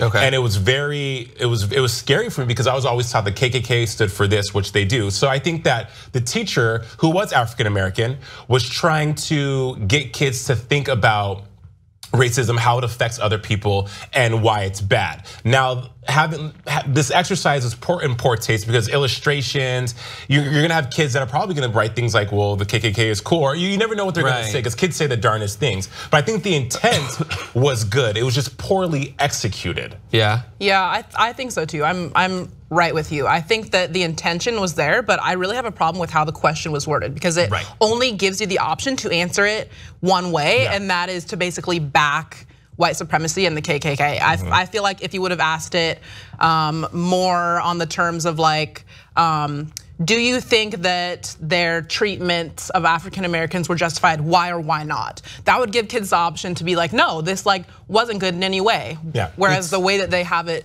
worded, it's like the kids basically have to find a way to justify the actions of the KKK. Right. There was some person. Tremaine Cooper, the uncle, says, I believe the conversation needs to be elevated. That's the uncle talking. And that, yeah, exactly. Because there's so many things that you think back to when you were a kid and maybe someone was trying to teach you a lesson in a very sophisticated way. Yeah. But you did not pick up on that lesson. Yeah. And the wording does sound like they're indoctrinating. It's kind of like assuming that it is justified for the KKK to treat blacks a certain way. And that way being terribly and discriminatorily and violently. And I think a kid might read that question and absolutely assume like, well, I guess it is okay.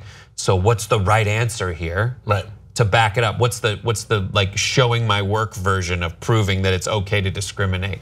And that's just wrong. Someone in the comment section of the Jezebel article that points it out says, I remember things when I was a kid where you would have to write you were in high school and you had to write an essay, as part of the same assignment, say, give the justification for seceding from, declaring independence from Britain, and then on the other hand, give all the reasons why you would want to stay in Britain if you were a colonist. Now those things are showing two sides of an argument that was actually going on, and both sides at times might from different perspectives have merit. This is one where like one side has no merit. Yeah. And you could like historically, the better version of this question is to I mean, not for fifth graders. Yeah. Fifth graders, it's more like there are these groups and they are bad, and they should not exist, and they did, and that's a bad thing. But a more sophisticated version of like is memorize things that they did that are bad. Yeah, because they're bad. And my 5 words, I said it's time to get real, and what I meant by that was when I was growing up, the only images of racism you had were you had to kind of search them out. You saw them.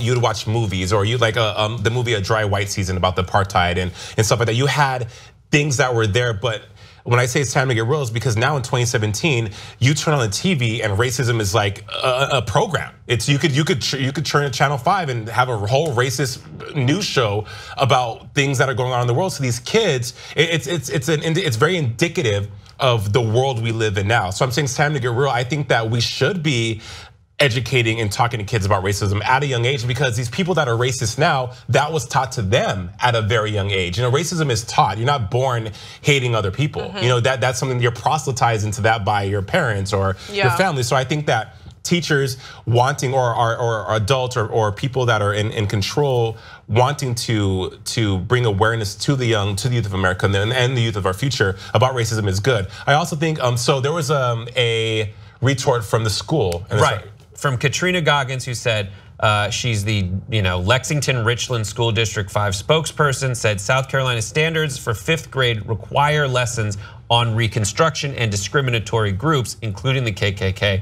We must teach the standard, but we are taking steps to ensure this particular assignment will never be used again in District 5 schools. Which is good. Like we're all in accordance that the assignment sucks. You know, it's a poor way to do that. But I think the conversation needs to always happen about racism. Again, when I was growing up, racism was something that you talked about like, Darren, oh my God, did you hear about that? It was never ever something that's like, Brett, yo, racism is real, boo. Like, you know, it was just very taboo, I guess. Yeah, racism in my school was when we'd be on the basketball team and we had to play like Compton Centennial, and our coaches would say, these guys are really athletic, which was just code for like they're black. Yeah, like that was good luck. I remember the first time that I like felt kind of awkward about learning about like MLK and like civil rights and all that stuff. I was in 4th grade. And we were talking about MLK and just everything that he's done, you know, for civil rights. And a girl that was sitting next to me was like, Darren, doesn't this make you feel weird? And I was like, why? Because I like, my mom had never been like, okay, you're black. There's a lot of people that are white in your school, like, but you're black.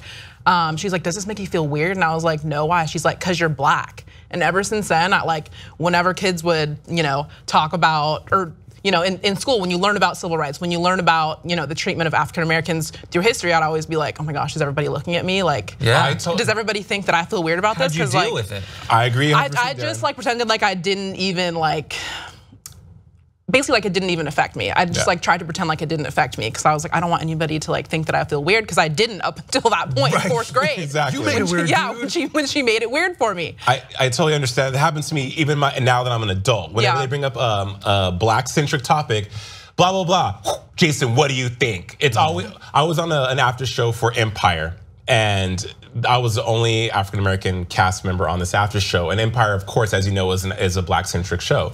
And so every time they would bring up something that was a little controversial, Jason, what do you think? Like, being the only black person, I'm thinking like, okay, well, first of all, making it awkward for me just drives home your own thought process about being African-American. And two, I think that a conversation should be had. Yes, I'm black, but people at work sometimes like, well, there's 2 Jasons where I work, the white one and the black one. They'll say, well, Jason, help me. Well, which one? It's like the black one or the white one, dude. It doesn't have to be that awkward, And I feel like my sister's biracial, and I always ask her.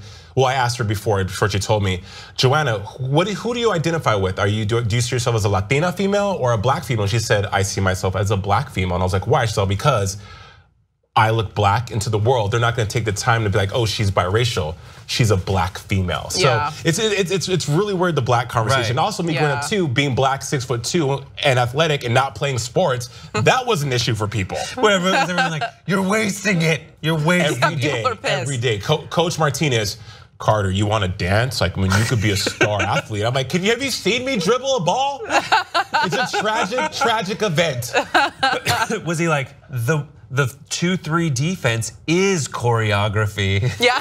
You have that extra tendon, that extra Achilles heel you're born with because you're black that gives you that up on the competition. You know that, right? Oh my God. So many stereotypes, so stupid. Oh, that's so amazing. Yeah, hopefully this, it won't come back according to Katrina Goggins, this lesson plan. And I think that's good, but as we say, I hope the conversation doesn't disappear. All right, we're moving on to our final story of the day. This was a Twitter moment that started getting featured, and it was British students can't believe that Americans share dorm rooms.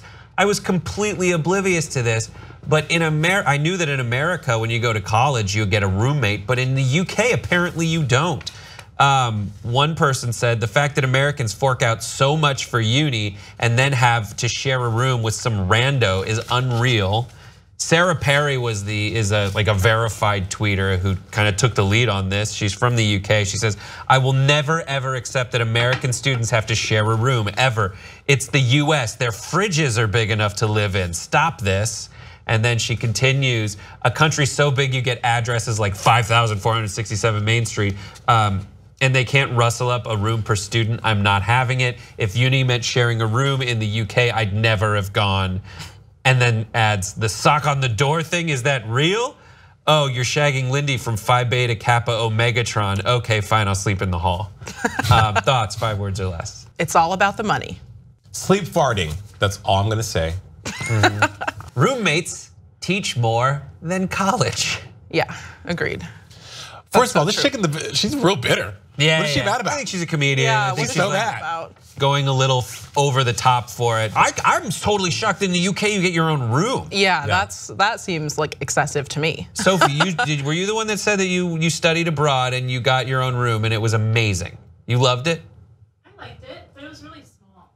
It's a small room, but you have your own space. Did you guys have everyone have a full college experience with a roommate and everything? Yeah, the first 2 years I had a roommate, and it was terrible. My first year especially, just because it is random and you have no idea like what this person's like cleanliness habits are.